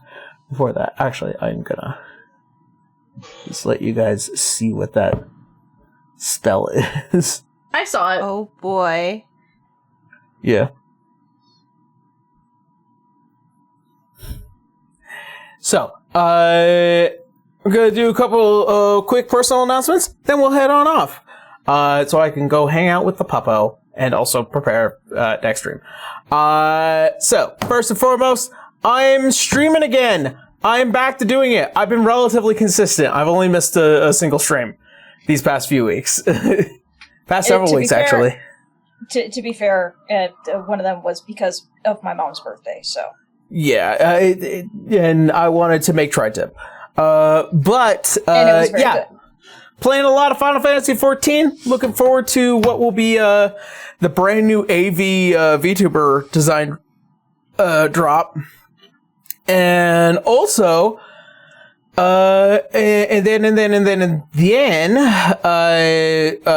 I'm going to be doing hopefully a small watch party for what will be the Berlin show for Final Fantasy XIV Fan Fest.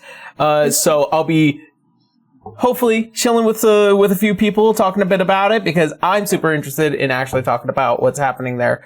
And hopefully we get to see more of the brand new trailer for Evercold.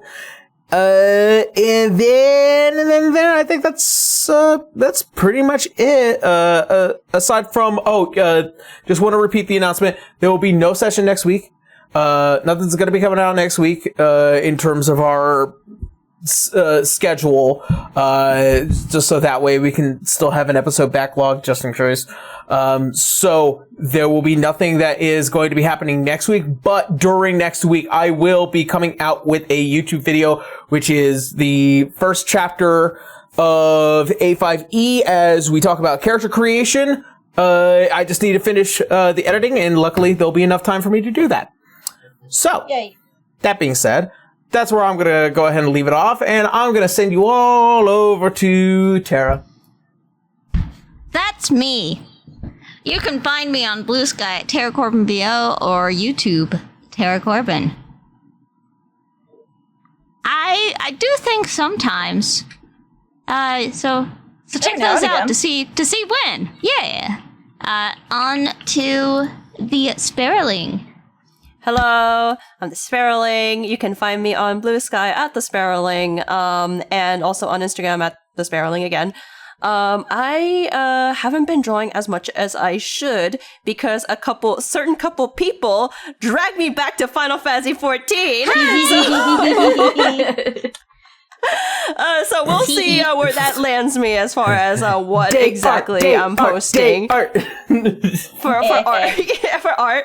But I do know that today's session has things that I absolutely should draw. Anyways, I'll send it over to Blue. Hi, it's me, it's Blue, or Blue Kazanate. I don't really have much going on, except I've got to start working on some assets for midway through armor changes and stuff like that. Can't tell you what that is. That's NDA stuff for now. No spoilers. I'm going to be on hiatus for a little bit, because I'm going up to New York and going to be away for a week, and got stuff I got to finish for Patreon stuff, so I'm a little busy right now. I, however, just otherwise, posting whatever to my Blue Sky account, so you can just follow me there for the time being under that name. Kendra. Hi everyone, I'm Kendra. You can find me under Transient Day, predominantly on Blue Sky. Thankfully, my major thing of school is all done. I'm just waiting at time of recording. I'm just waiting for the darn diploma to arrive in the mail. Woohoo! Waiting for it is the hard part. But anyway, I'm very excited for that. I'm going to be taking a lot of time just to get my brain relaxed from all the school stuff. And otherwise, I'm going to be doing a lot of working on probably doing a lot of drawn shorts and all that jazz. There's a handful that I've got in the works, a bunch of ideas that we're workshopping and finalizing. And aside from that, I've got a little puppy to work with and train. And right now, puppy. Koto is taking a nice little nap right here on my chest, and he's such a cutie. I'm going to come over there. I'm going to give you that boy a smooch. Well, don't give him too much smooch. He's comfy right now. Oh, he was just comfy earlier today, too. he was just a little football. A little puppo. But yes, so that's enough for me on my end. Aaron, back to you in the studio. All right. Well then, that being said, nothing else pressing. Please like and subscribe. Share with your friends. Share with your enemies. If you're on YouTube mobile, hit that little hype button down there. Gets us a little higher on the leaderboard. We're not looking to be number one. We just want to share it with more folks. All right. So, that being said, thank you guys so much for watching. Thank you for hanging out with us. We hope you stay safe out there. We love you, and as always, see you next Sunday. Bye, everyone. Bye. Bye-bye.